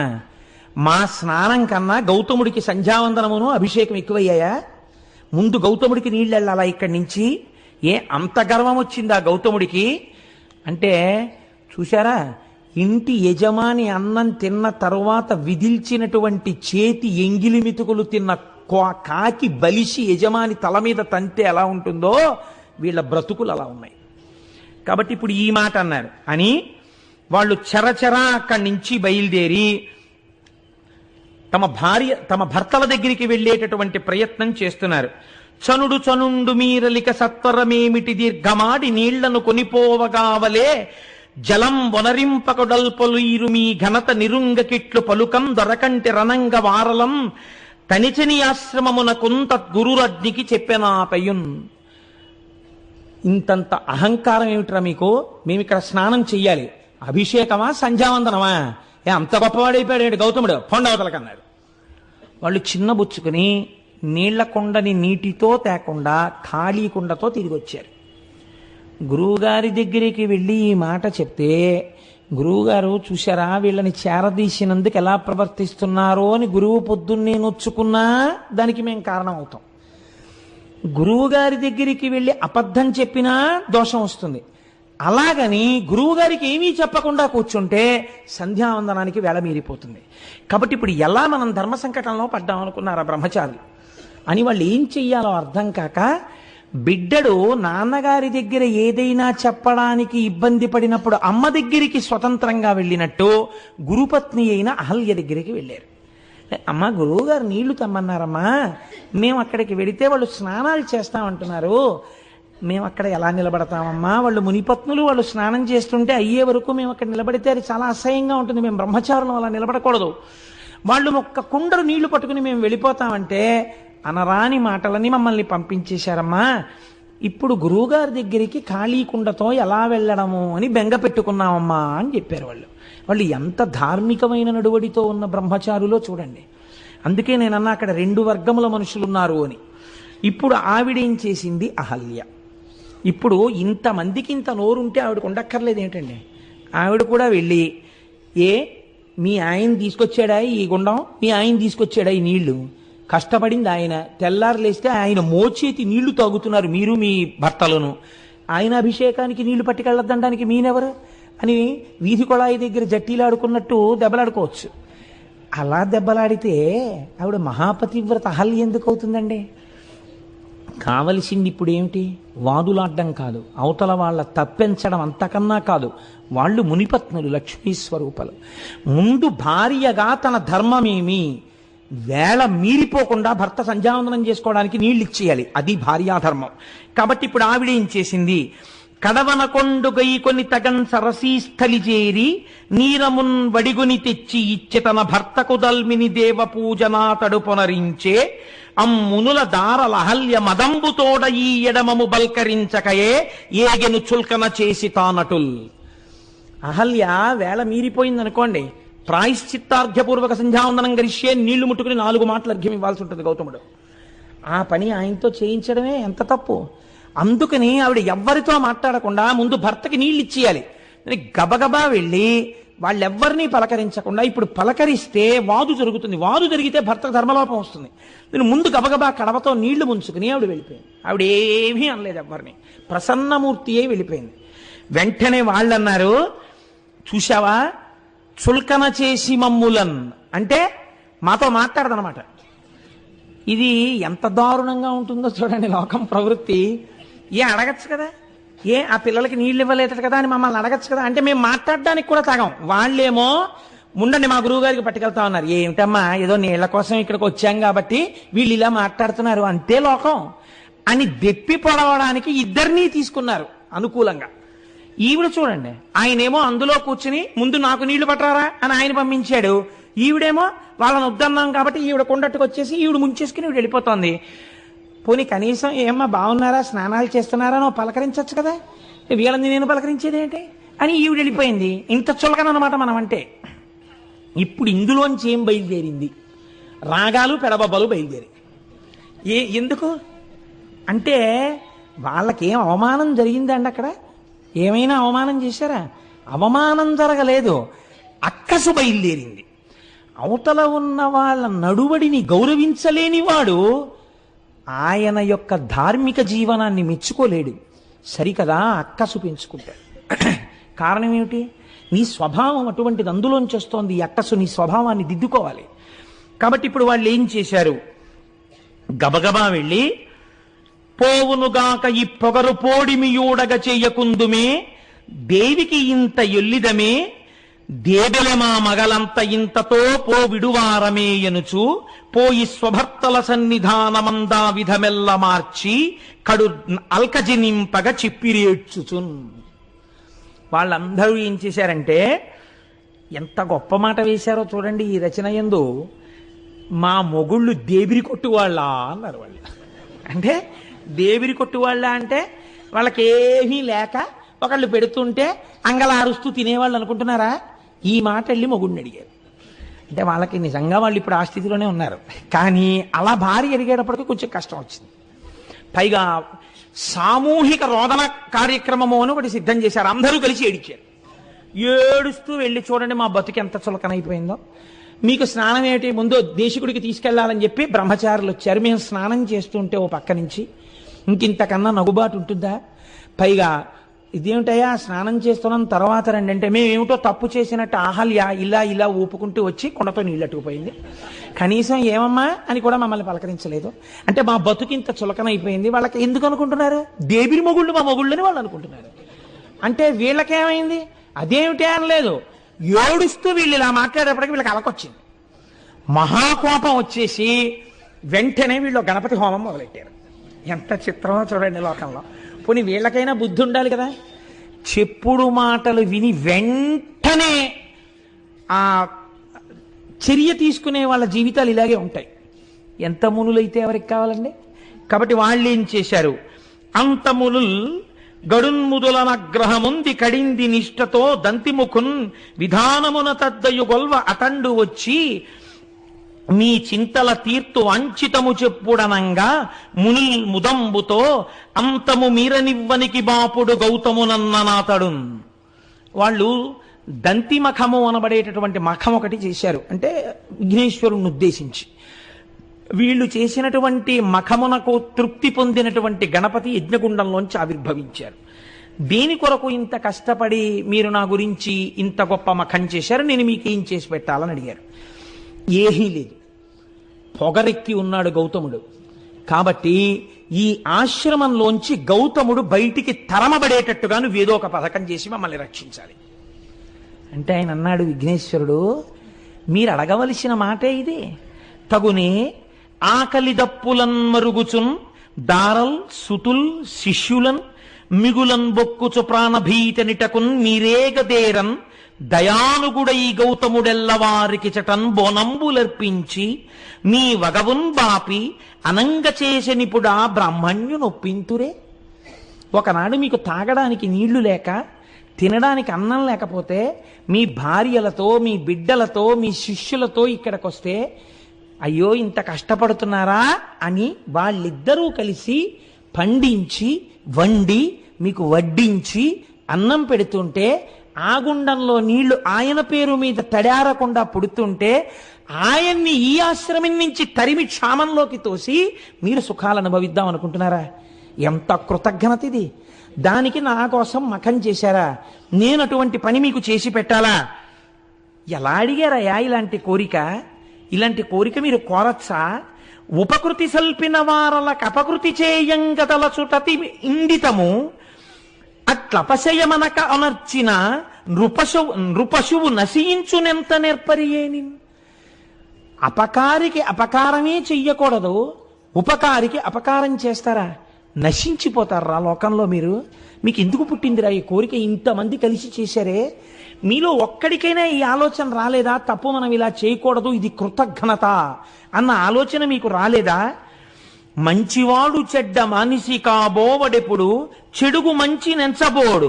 కుక్క గోవు కాదు, గోవు కుక్కయు కాదు, జగమునందు బ్రహ్మశాసనమిది అన్నాడు. ఊరే లోకంలో లక్షణం ఏమిటో తెలుసా? మంచివాడు చెడ్డ మనిషి కాబోవడెప్పుడు.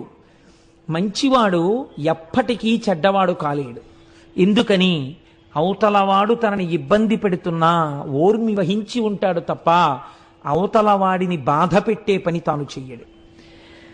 చెడుగు మంచి నెంచబోడు. చెడ్డవాడున్నాడే వాడు యువతల ఆయన ఎంత మంచివాడైనా ఆయనలో ఒక్క మంచి గుణం చూసి చిచి ఆయన్ని బాధ పెట్టకూడదన్న ఆలోచన అవతలవాడికి రాదు. ఇది స్వభావం రా లోకంలో. చెడువాడి లక్షణం ఇది. అవతలవాడిలో ఎంత మంచి ఉన్నా చూడలేడు. మంచివాడు అవతలవాడు ఎంత చెడ్డవాడైనా వాడు పాడవ్వాలని కోరలేడు. కుక్క గోవు కాదు, గోవు కుక్క కాదు. కుక్క ఆవవలేదు, ఆవు కుక్కవలేదు. ఇంతే లోకంలో బ్రహ్మశాసనం రా ఇది. అంటే ఇంకో మాటలో ఏమన్నాడు? మీరు కుక్కలు, ఆయన గోవు. మీరేం చేయగలరా ఆయన్ని? మీరు ఏం చేసినా ఆయన అభ్యున్నతికే పనికొస్తుంది. సనాతన ధర్మపు నిష్టని ఎలా తీసుకొస్తున్నారో చూడండి. భగవంతుణ్ణి నమ్మినవాడు, ఓర్మితో ప్రవర్తించిన వాడు చెడిపోడు. మీకు ఇటువంటి కథలు ధైర్యాన్ని నేర్పుతాయి. ఎవడో ఏదో మీకు ఒక చిన్న అపకారం చేశాడని మీరు అస్తమానం అదే చూసి బెంగ పెట్టుకునేటటువంటి అవసరం ఉండదు. పెద్దలు పెద్దలలాగే మాట్లాడతారండి. నేను ఎప్పుడైనా పురాణం చెప్పేటప్పుడు నా మనస్సుని పాడు చేసే సంఘటన ఏదైనా ఒకటి జరిగిందనుకోండి, నేను వెంటనే మా దొరగారి దగ్గరికి వెళ్ళి చెప్తుంటాను, దొరగారు నా మనస్సుని కొంచెం పాడు చేసిందండి, ఇటువంటి సంఘటన ఒకటి జరిగింది అంటే మా దొరగారు అంటారు, కోటేశ్వరరావు గారు మీ మనస్సు ఇటువంటి సంఘటనలకు ఆశ్రయం ఇచ్చి పరమ పవిత్రమైన శివమహాపురాణం చెప్పుకోవడాన్ని పాడు చేసుకుని ఇది పట్టుకుంటుందా? అలా పట్టుకుంటే మీరు పాడైపోరా? మీరు ఏది పట్టుకున్నారో దాని యందు మనసు పెట్టండి, దీని యందు మనసు విడిచిపెట్టండి, అది మీరు చేయవలసింది అంటుంటారు.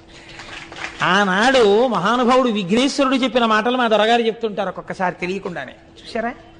పెద్దలు పెద్దలే లోకంలో. కనుక చూడండి, ఈ మాట చెప్పి కుక్క గోవు కాదు, గోవు కుక్కయు కాదు, జగమునందు బ్రహ్మశాసనం ఇది. ఇది బ్రహ్మశాసనం రా. కుక్క ఆవదు, ఆవు కుక్కవదు అంటారు. అంటే వాళ్ళన్నారు, నీ దగ్గర నీతులు వినడానికి మేము ఈ మఖం చేయలేదు, నువ్వు మాకు ఏవైనా ప్రవచనం చేస్తావని మేము నిన్ను తెచ్చుకోలేదు. మాకు ఉన్న ఒకే ఒక కోరిక, గౌతముడు ఈ ఆశ్రమము నుంచి తరమబడాలి. అటువంటి కారణాన్ని నువ్వు సృష్టించాలి. నువ్వు అటువంటిది సృష్టిస్తే మేము చేసినటువంటి మఖమునకు నీవు ఫలితం ఇచ్చినట్టు, కాని నాడు నీవు కృతజ్ఞుడవైపోయినట్టు. ఆయన అన్నాడు, మీరు చేసిన మఖమునకు నేను ప్రీతి చెందాను, నేను తప్పకుండా మీ కోరిక తీరుస్తాను. కానీ ఇప్పుడే చెప్తున్నాను, చేసిన కృతజ్ఞపు పని వలన మీరు పాడైపోతారు. తన ఉపాసన యందు భంగం లేకుండా నడిచి వెళ్ళిపోయిన గౌతముడు సర్వోత్కృష్టమైన కీర్తిని పొందుతాడు. ఇది మీ మనస్సులో పెట్టుకోండి, నాకు అభ్యంతరం లేదు, మీ కోరిక తీరుస్తానన్నాడు. మిక్కిలి బక్కయా ఒకడు మేకొని వ్రీహివనంబు మేయుచున్ తొక్కుచునుండ గౌతముడు తొల్గగ చేయగా బూరిపోచపై నొక్కటి వేసే దానముద ఉర్వి సమాంతము కూలీల్గే హా ఎక్కడి దోషమందతి మహేశ్వర యంచు మునీంద్రుడేడ్చుచున్. ఒక వృద్ధ గో ఒకటి ఆయన కష్టపడి వేసినటువంటి ఆ పళ్ళు ఆకుకూరలు ఉన్న చోటికొచ్చి తినేస్తోంది. గణపతి ఆ వృద్ధ ఆవు రూపంలో వచ్చారు. గౌతముణ్ణి ఆశ్రమం నుంచి తరిమి వేయబడేటట్టుగా చెయ్యాలి. ఇప్పుడు మునుల కోరిక తీర్చాలి. ఈశ్వరుడు కూడా ఏ రకంగా కోరినా లొంగుతాడు. అందుకే మనకి గురువుల్లో నిషిద్ధ గురువు అని ఒకడు ఉంటాడు.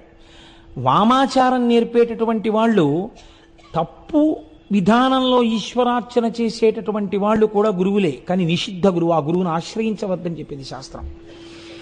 సూచక గురువు, వాచక గురువు, బోధక గురువు, పరమ గురువు, నిషిద్ధ గురువు అని 5 గురువులు. కాబట్టి ఇప్పుడు చూడండి, ఇప్పుడు ఈ బక్కావు మేస్తుంటే ఆవుని గట్టిగా కర్రతో కొట్టినా చేత్తో కొట్టినా గోమోదక దోషం వస్తుందని మహానుభావుడు ఆయన ఏం చేశాడంటే, గౌతముడు అయ్యో ఆవు కదా ఇదని ఒక ఎండిపోయినటువంటి సన్నటి గడ్డిపరక తీసి ఆవు మీద ఇలా పడేసి హా హా హా అన్నాడు. అంతే. ఈ గడ్డిపరక పడగానే భూమికి సమాంతరంగా పడిపోయి గుడ్లు తేలేసేసి చచ్చిపోయింది ఆవు. ఇప్పుడు గౌతముడు ఆశ్రమంలోకి వెళ్ళిపోవచ్చు. ఆయన గుండెలు బాదుకుని ఇచ్చాడు. నేనే విసిరాను గడ్డిపోచ, నేను విసిరిన గడ్డిపోచకే చచ్చిపోయింది ఆవు, నాకు గోహత్యా దోషం వచ్చింది అని ఏడుస్తున్నాడు ఆయన. ఇన్ని తెలుసున్న వాడికి ప్రాయశ్చిత్తం తెలియదండి. ఆయన ప్రాయశ్చిత్తం కోసం వెంపర్లాడట్లా. ఒక ఆవును చంపేశాను రా చూస్తూ అని ఏడ్చాడు. ఆవుల్నే పట్టుకెళ్ళి వజ్రశాలలో తెగతారుస్తున్నా చూస్తూ దేశం ఊరుకుంటే వానలు పడమంటే ఎక్కడ పడతాయండి? ఎక్కడో కొంతమంది మహానుభావులు కలిసి జంతు హింసా నివారణ సంఘం అని పెట్టి కత్తి వేటుకి నరకబడుతున్న ఆవుల్ని తెచ్చి గడ్డి వేసి రక్షిస్తున్నారు అక్కడ. కనుక చూడండి, ఇప్పుడు ఆ ఆవు చచ్చిపోతే ఈయన ఏడుస్తుంటే కనిమునులు తదంగనలు గౌతము చేరి విధం బెరింగి గోఘ్న నిబిడ పాపి ఎంతటి అకార్యమునర్చితి ఓరి నీ మొగంబునగన దోషము ముప్పుతిల బొమ్మటకేని వనంబు బాసి నీ అనుచర పుత్ర మిత్రదగి తాదుల తోట్పుని వేగదవులన్ అన్నారు. ఆయన భార్య వచ్చి ఏడుస్తోంది అహల్య, శిష్యులు వచ్చి ఏడుస్తున్నారు. వెంటనే ఈ మునులు విన్నారు, మునిపత్నులు విన్నారు. ఒరే మన కార్యం సిద్ధించిందిరా అనుకున్నారు. సంతోషంగా అందరూ వచ్చారు. ఏమైంది అని అడిగారు. నేను గడ్డిపరక విషయానమ్మా, ఆవు చచ్చిపోయింది అన్నాడు ఆయన. ఛీ దుర్మార్గుడా, ఆవును చంపిన నీ మొహం చూస్తే మహాపాతకాలు వస్తాయిరా.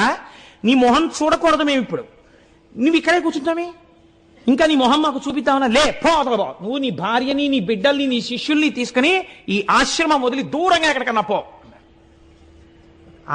ఆయన పెట్టిన కూడు తిని బలిసి ఎంతటి మాటలు అన్నారో చూడండి. అక్కడతో ఊరుకున్నారు అనుకుంటున్నారా? నీ విచట నుండమేమిందు నిలువరాదు. నువ్వుంటే లేవా, అయితే మేము వెళ్ళిపోతాం. నువ్వుంటే మేము ఉండకూడదు, నువ్వు గోహత్య చేసిన వాడివి. దేవ ఋషి పితృ కార్యములు తీర్పరాదు. నీలాంటి గోహత్య చేసిన వాడు ఉన్న చోట దేవతలు ఆహారం తీసుకోరు, హవిస్సులు.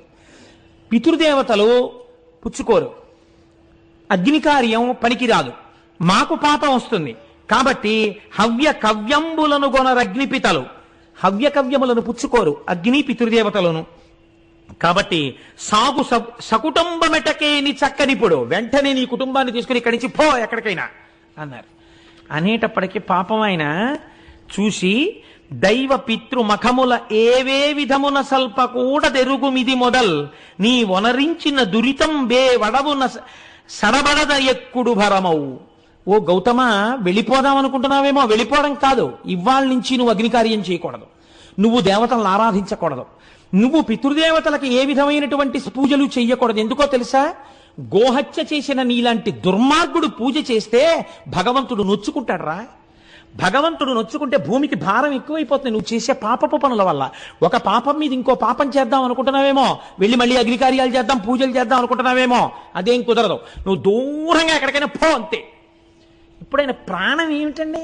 ఈశ్వరార్చన. ఆయన భగవంతుణ్ణి అర్చించకుండా ఉండలేడు, ఆయన భగవంతుణ్ణి అభిషేకించకుండా ఉండలేడు, ఆయన అగ్నికార్యం చేయకుండా ఉండలేడు, ఆయన సంధ్యావందనం చేసుకోకుండా ఉండలేడు. అటువంటి వాడిని నువ్వేమీ చెయ్యొద్దన్నారంటే చంపేశారు ఆయన ఇంకో రకంగా. ఇంత బాధ పెట్టే మాటలు మాట్లాడితే ఆయన అన్నట్ట లేచి నిలబడి, చేసితి దోషము నిష్కృతి చేసితినే గాని శాంతి చందదు పుడమిన్ వాసిగ ప్రాయశ్చిత్తము చేసుకొని యఘంబు బాయు సిద్ధమిది ముని. అయ్యయ్యో తప్పకుండా వెళ్ళిపోతానయ్యా, నేను ఇక్కడ ఉండను, నేను వెళ్ళిపోతున్నానని గబగబా వెళ్ళిపోయాడు మహానుభావుడు. 1 నెల్లాళ్ల పాటు అలా తిరిగాడు. ఎంత దుఃఖం అనుభవించాడో అంతటి గౌతముడు. అయితే మీరు ఒక్కటిక్కడ చాలా జాగ్రత్తగా ఆలోచించాలి. ఇంతటి మహర్షే, ఇంత తపశ్శక్తి ఉన్నవాడే, ఒరే నేను గడ్డి పరక విసిరితే ఆవెందుకు చచ్చిపోయిందిరా, ఇందులో ఏదైనా కుట్రుందా అని ఆయన ఆలోచించలేదు. ఎందుకు ఆలోచించలేదు? అసలు ఒకడి గురించి తప్పుగా ఆలోచించడం ఆయనకి చేత కాదు. గోవు కుక్క కాదు, కుక్క గోవు కాదు. ఎంత గొప్ప స్థితి అండి ఆ గౌతముడిది నిజంగా. ఎటువంటి మహర్షి అండి. అందుకని ఆయన అంతర్ముఖుడై చూడలేదు. ఆయనే చూస్తే వీళ్ళ బతుకులు బయటడిపోతాయి. పైగా వెళ్ళి నేను చాలా తప్పు చేశానయ్యా, 1 నెల్లాళ్ళు అయిపోయిన తర్వాత చాలా వాడిపోయిన వదనంతో దుమ్ము కొట్టుకుని పోయిన వాడై దూరంగా నిలబడి తన శిష్యుల్లో ఒకడి చేత ఒక్కసారి నా కోసం ఆ మునుల్ని రమ్మనండి అని కబురు చేశాట. వీళ్ళు చక్కగా ఈ నీళ్లు తాగుతూ పువ్వులు పెట్టుకుంటూ చక్కగా ఈ కాయలు పళ్ళు తినేస్తూ ముప్పొద్దుల నా కోపంలో అయితే తెగ తిని కూర్చునున్నారు. అంతకన్నా నేను ఇంకా వాడలేను, నాకు అంత అక్కసుగా ఉంది. కాబట్టి ఆయన వచ్చి పిలిస్తే ఈ మునులు బయటికి వెళ్ళారు. ఆయన అన్నాడు, చాలా దోషం చేశానండి, నిజమే, ఆవును చంపేశాను, కానీ ఇలా ఎన్నాళ్ళు కూర్చోను పూజలు చేయకుండా, ఎన్నాళ్ళు కూర్చోను అగ్నికార్యం చేయకుండా, నా మనస్సు ఊరడిల్లట్లేదు. ఏదైనా ప్రాయశ్చిత్తం ఉంటే చెప్పండి, నేను ఆ ప్రాయశ్చిత్తం చేసుకుని మళ్ళీ నా జీవితాన్ని ఈశ్వరాన్ముఖం చేసుకుంటానన్నాడు. ఆయనకి కావలసింది భగవంతుడంతే, ఇంకొకటి ఆయనకి తెలియదు. ఆయనకి తెలియని విషయాలు వీళ్ళు చెప్పగలరా అండి? అంటే ఏమో ఇంత తప్పు చేశాను కదా, ఇంతమంది వాళ్ళు తప్పు చేయకుండా ఉన్నారు, తప్పు చెయ్యని వాళ్ళ దగ్గర తప్పు చేసిన వాడు వినడం వినయం, అంతేకాని నాకు తెలిసిన నేను చేసుకోవడం ఏమిటి, మళ్ళీ ఇంకో తప్పు చేస్తానేమో. ఎంత వినయానికి ఆయన లొంగాడో చూడండి. ఆయన ఇంకా ఇంకా మెట్లు దిగి వినయానికి ఎడుతున్నాడు, వీళ్ళు ఇంకా ఇంకా మెట్లెక్కి అహంకారానికి ఎడుతున్నారు. వీళ్ళన్నారు, అయితే చెప్తాం విను. ఇమ్మహి గోహత్యా పాపమ్మును బొనరించినట్టి వాడను నేనంచు మేదిన్ అంతయును ముమ్మారు ప్రదక్షిణంబులనరింపు మొదల్. ఈ భూమండలాన్నంతటినీ 3 మార్లు ప్రదక్షిణం చెయ్యి. చేసేటప్పుడు ఏం చేస్తావో తెలుసా? అడుగు తీసి అడుగేసినప్పుడల్లా ఒక గోవుని చంపినటువంటి మహాపాతకుణ్ణి నేనే అని చెప్తూ 3 మార్లు ప్రదక్షిణం చెయ్యి భూమికి. అప్పుడు ఆ ఆవుని చంపిన పాపం పోతుందంటే ఎంత కక్ష చూడండి వాళ్ళకి అని చెప్పారు. అటు మీద 1 మాసము చాంద్రాయణ వ్రతం వనరింపుము. 3 మాటలు ఇలా ప్రదక్షిణం చేసి వచ్చాక ఏం చేస్తావో తెలుసా? చాంద్రాయణ వ్రతం చెయ్యి. చాంద్రాయణ వ్రతం అంటే ఏమిటో తెలుసా అండి? ఇంకొక రకంగా చెప్పాలంటే నీకు ఒళ్ళు బలిసి ఆవును చంపావని చెప్పడం. అంటే తినకూడనంత ఆహారం తినేస్తే కొవ్వెక్కిపోతే, మనస్సులో రజోగుణ తమోగుణ ప్రకోపం పెరిగిపోతే, సాత్వికమైన ఆహారం తినకపోతే దాని వల్ల వచ్చిన మదంతో ప్రవర్తించిన వాడు దోషం చేస్తాడు. దానికి చాంద్రాయణ వ్రతం చేయిస్తారు. చాంద్రాయణ వ్రతం అంటే శుక్లపక్షంలో ఒక్కొక్క తిథి పెరుగుతుంటే ఒక్కొక్క కబలం పెంచుకుంటారు, కృష్ణపక్షంలో ఒక్కొక్క తిథి తగ్గిపోతుంటే ఒక్కొక్క కబలం తగ్గించేసుకుంటారు. అమావాస్య నాడు అసలు అన్నం తినరు. అలా అన్నాన్ని పెంచుకుంటూ తగ్గించుకుంటూ చేసుకోవడం వల్ల ఒంటికి పట్టిన కొవ్వు తగ్గిపోతుంది. అంటే వేరొక మాటలో చెప్పాలంటే నీ ఒళ్ళు కొవ్వెక్కి చంపావురా, బాగా తిని ఆయన పెట్టినవాడు తిన్నవాడు కాడు. ఎంత లేసి మాటలు అన్నారో చూడండి ఆయన్ని నిజంగా. కాబట్టి నువ్వు ఇది చెయ్యి. అటు మీద 1 మాసంబు చాంద్రాయణ వ్రతం వనరింపుము. తదనంతరంబున పోను అక్కడతో అయిపోయిందా? అప్పుడు ఏం చేస్తావో తెలుసా? 101 మారు పాటిగా బ్రహ్మగిరికి ప్రదక్షిణంబు అనరింపుము. 101 మార్లు ఈ బ్రహ్మగిరి చుట్టూ ప్రదక్షిణం చేయి. ప్రదక్షిణం చేసిన తర్వాత అంత మీద మృన్మయములైన లింగంబులర్ధిగూర్చి చేయు అర్చనంబు. 1,000,000 మృన్మయ లింగాలు తెచ్చి పెట్టు. నువ్వే చేసుకో, లింగాలన్నీ చేసుకుని 1,000,000 లింగాలు పెట్టు. పెట్టి ఈ కోటి లింగాలకి అర్చన చెయ్యి, చూడ్డానికి వస్తారు. ఏమిటి మహానుభావ ఈ క్రతువు అంటారు. మహానుభావుణ్ణి కాదు, ఆవును చంపానని చెప్తుండు, చెప్పి చెయ్యి అన్నారు. ఆయన తెల్లబోయాడు విని. ఇంత దారుణమైన శిక్ష, అయ్య బాబోయ్ అంటే అయితే అది కూడా చేయమన్నమాట అని ఇంకోటి ఏమంటారు. అడిగినందుకు చూడండి ఎంత స్థితికి వెళ్ళారో వాళ్ళు. మొగుణ్ణి కొట్టి మొగసాలకు వెళ్ళడం అంటే ఇలాగే ఉంటుంది. కాబట్టి ఇట్లు చేసినచో అఘంబువాయు. ఇక మరి ఒక పద్ధతి వినుము. ఒకవేళ చేయలేవా మొహం అలా పెట్టమే, ఇంకో పద్ధతి చెప్తాం మీరు పునజ్జి అంటే అంతటి మహర్షిని పట్టుకుని ఇవాళ వాళ్ళు ప్రబోధం చేసేస్తున్నారు. ఎంత గొప్పగా మాట్లాడుతున్నారో చూడండి. దినదినమీశ్వరున్ కొలిచి దివ్య తపంబొనరించి దేవ గంగను ఇట తెచ్చి తద్విమల కాండమునం అఘమర్షణావగాహనమును ఒనర్చినన్ దురితమంతయు డొల్లు శుభాప్తి కోరి ఇంకను శివలింగ కోటులను కల్పన చేసి భజింపు మాపయిన్. ఏం చేస్తావు తెలుసా? అలా చేయలేకపోతే వెళ్ళి కూర్చుని శంకరుడు గురించి తపస్సు చేయి. శంకరుడు ప్రత్యక్షమైన తర్వాత గంగ నిమ్మని అడుగు. ఇత పూర్వం వారణాసి దగ్గర ప్రవహిస్తోంది ఒక గంగ, ఇంకొక గంగని ఇటు తీసుకురా. భగీరథ ప్రయత్నం అంటారు. భగీరథుడు ఎంత కష్టపడవలసి వచ్చిందండి. ఈయన కర్మ ఈయనకి. వెళ్ళి ఆ గంగనిటి తీసుకురా, ఎక్కడా ఉన్ చంపావో అటువైపు నుంచి ప్రవహింపచేయి. చేసిన తర్వాత ఒక వ్రతం చేయి, అఘమర్షణ వ్రతం అనేటటువంటి వ్రతం. మళ్ళీ 1,000 లింగాలు పెట్టు, వాటికి అర్చన చేయి. ఇవన్నీ చేస్తే నీ పాపం పోతుంది అనుకుంటున్నాం, అలా చేయి మొదలు పెట్టాను. అంటే ఇక పోయేది మొదలెట్టాడంటే ఇంకా భగీరథుడిలా ఇక మళ్ళీ వస్తాడా? ఈ ఆశ్రమం మనది, ఈ పళ్ళు మనవి, ఈ కాయలు మనవి, ఈ కూరలు మనవి. ఇంకా మళ్ళీ భగీరథుడు తిరిగి రాకుండా ఉపదేశం చేశాడు. ఆ పిచ్చి ఆయన ఇదేమిట్రా, నేను చదువుకున్నాను కదా, ఇవన్నీ ఎందులో ఉన్నాయిరా, ఏ పురాణంలో ఉన్నాయి, ఏ ఆ ధర్మసింధువులో ఉన్నాయి, ఓసారి ఆ పేజీ నెంబర్లు చెప్పండి అని అడగచ్చు కదా. నా బుద్ధి ఇలా వర్తించేగా అవును చంపాను, పెద్దలు చెప్పిన మాట విందాం అనుకున్నాడు ఆయన. కాబట్టి ఆయన ఏం చేశాడంటే శరీరంతో తిరిగితే ఏమొచ్చింది? పాపాత్ముండి పాపాత్ముండి పాపాత్ముండి అంటే పాపం పోతుందా? ఈశ్వరుడు యొక్క అనుగ్రహంతో పాపం పోవాలి. అందుకని ఈశ్వరానుగ్రహానికి నోచుకుంటానన్నాడు అని ఆయన వెళ్ళి అద్భుతమైనటువంటి తపస్సు ప్రారంభం చేశాడు. ఒక పార్థివలింగాన్ని ఒక దాన్ని చేసుకుని ఆ లింగం దగ్గర కూర్చుని పంచాక్షరి మహామంత్రంతో తదేక నిష్టతో శివుణ్ణి ఆరాధన చేశాడు. అలా తపస్సు చెయ్యగా చెయ్యగా శంకరుడు ప్రత్యక్షమయ్యాడు. ప్రత్యక్షమై నాయన ఎందుకురా ఇంత తపస్సు చేశావన్నాడు. అనగానే కన్నుల నీరు కారుస్తూ గౌతముడు అన్నాడు, ఈశ్వరా మీకు తెలియందేముంటుంది, నేను ఎంత పాపం చేశానండి, ఒక ఆవుని చంపేశాను. నేను చేసిన గోహత్యా పాపాన్ని నా నుంచి తీసి నేను పాపాత్ముడను కానన్న స్థితిని నాకు కల్పించండి అన్నాడు. శంకరుడు అన్నాడు ఒక్క నవ్వు నవ్వి, ధన్యుడా నీవు మౌనికుల తల్లజ పుణ్యుడవీవు పాప్నులవు నన్యులు నిన్ వెలార్చిరిటులక్కట అక్కసుతో అనన్య సామాన్య తదీయ దర్శన సమాగత పుణ్యగతిన్ పవిత్రమై మాన్యతత చెందు నీ జగము మద్వచనం వెంత నమునిమ్మిమై. అయ్యయ్యో పిచ్చాడా, ఇంత తపస్సు చేసి నా పాపం తీయమని అడుగుతున్నావా? నీకు పాపం ఉందనుకుంటున్నావా? అసలు నీకు పాపం లేదురా. నీకు పాపం ఉంది, నువ్వు గోహత్య చేశావని ఎవడు చెప్పాడు? దుర్మార్గులు రా వాళ్ళు. నిన్ను పాడు చేయడానికి ఇలా చెప్పారు, నీ మనస్సు పాడు చేయడానికి. నీకు పాపం లేదు నాయన. జగత్తులో ఎవడైనా గౌతమ మహర్షి అన్న పేరు పలికినా, గౌతమ మహర్షిని చూసినా వాడి పాపాలు పోతాయిరా. అంతటి పుణ్యాత్ముడవు నువ్వు. నిన్ను చూడ్డానికి నేనొచ్చాను నాయన, నాకు పాపం ఉంది తీయమంటావేమిటి? వారలే గోఘ్నపాతకులు, వారే కృతఘ్నులు, గురుఘ్నపాంసనులు, వారలే ధర్మబాహిరులు, వారలే కుచ్చిత గర్హ్య కర్మఠులు, వారలే ఘాతకగ్రనులు, వారలే నృశంసులు, వారే జాల్ములెవ్వారులు నిన్ను పుణ్యునిటు వంచన చేసి కలంచిరోమదిన్. బహుశః నాకు తెలిసి పరమశివుడు ఇన్ని తిట్లు తిట్టడం నేను ఎక్కడ వినలేదు.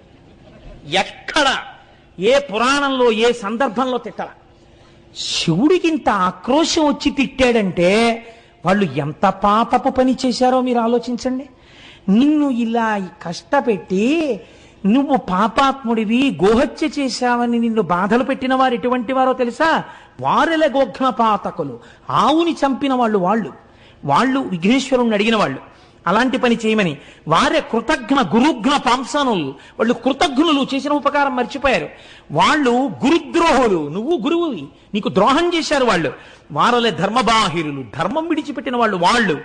వారలే కుచ్చిత గర్హ్య కర్మఠుల్, కుచ్చిత బుద్ధులున్న వాళ్ళు. వారలే ఘాతకాగ్రణులు, మహాఘాతకం చేసేటటువంటి వాళ్ళు. వారి నృశంసులు, అసలు తలుచుకోకూడనటువంటి వాళ్ళు, మనసులో స్థానమీయకూడని వాళ్ళు. వారే జల్ములెవ్వారులు నిన్ను పుణ్యనిట వంచిన చేసి కలంచిరోమదిన్. ఈశ్వరుడింత కోపం పెంచుకోవడానికి కారణం ఏమిటో తెలుసా అండి? ఇంత భక్తుడవైన నీ మనస్సు ఎందుకు పాడి చేశారా వాళ్ళు? దీనికి నాకింత కోపం వచ్చింది.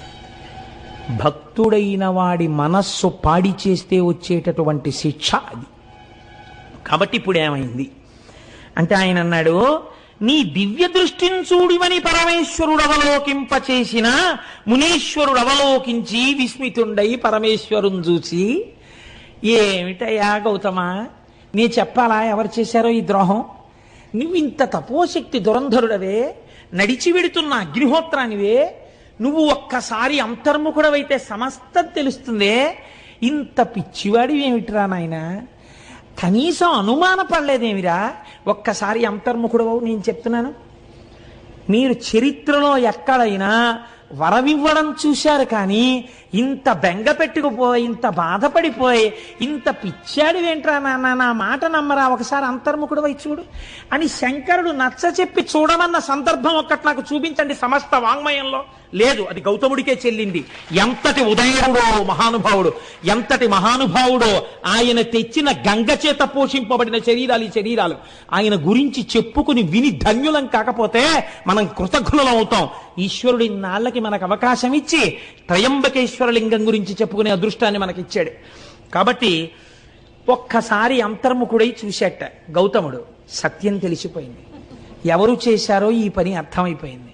వెంటనే ఆయన కళ్ళు తెరిచి శంకరుణ్ణి చూసి అన్నాడు, ఉపకారమయునిరించిరి కృపానిధి నిజంబు వారు కించుకలైనని నీ కృపకున్ పాత్రమనైతిని నిపుడనై వడసి కొంటి నీ దర్శనమున్. ఆహాహాహా, నాకెంత ఉపకారం చేశారయ్యా వాళ్ళు పరమేశ్వర. వాళ్ళు నన్ను ఇలా తిట్టకపోతే, వాళ్ళు నన్ను ఇలా తోసేయకపోతే, నేను ఇలా తపస్సు చేసి నిన్ను ప్రత్యక్షం చేసుకుంటానా? నిన్ను చూడాలి, నా పాపం పోవాలని ఎంత కఠోరంగా తపస్సు చేశాను, ఎంత మనస్సు పెట్టి తపస్సు చేశాను. అవతల వాడిలో చెడు చూడడం మంచివాడికి చేత కాదురా.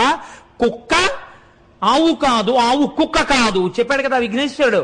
కాబట్టి మహానుభావులు నాకు ఎంత ఉపకారం చేశారండి, వాళ్ళ వల్ల కదా మీ దర్శనమైంది.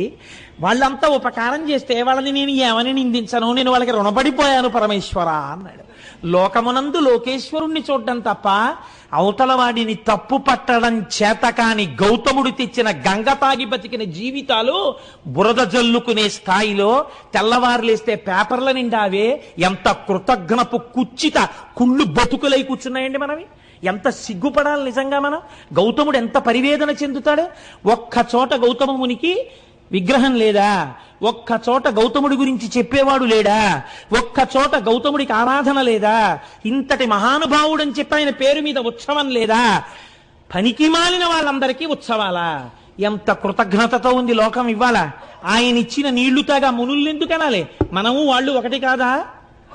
కాబట్టి ఇప్పుడు ఈ మాట చెప్పి ఆయన అన్నాడు, అయినా కూడా అని ఆనందించి చొక్కియున్నంత వరంబిచ్చదా కోరుకొనమనుడు.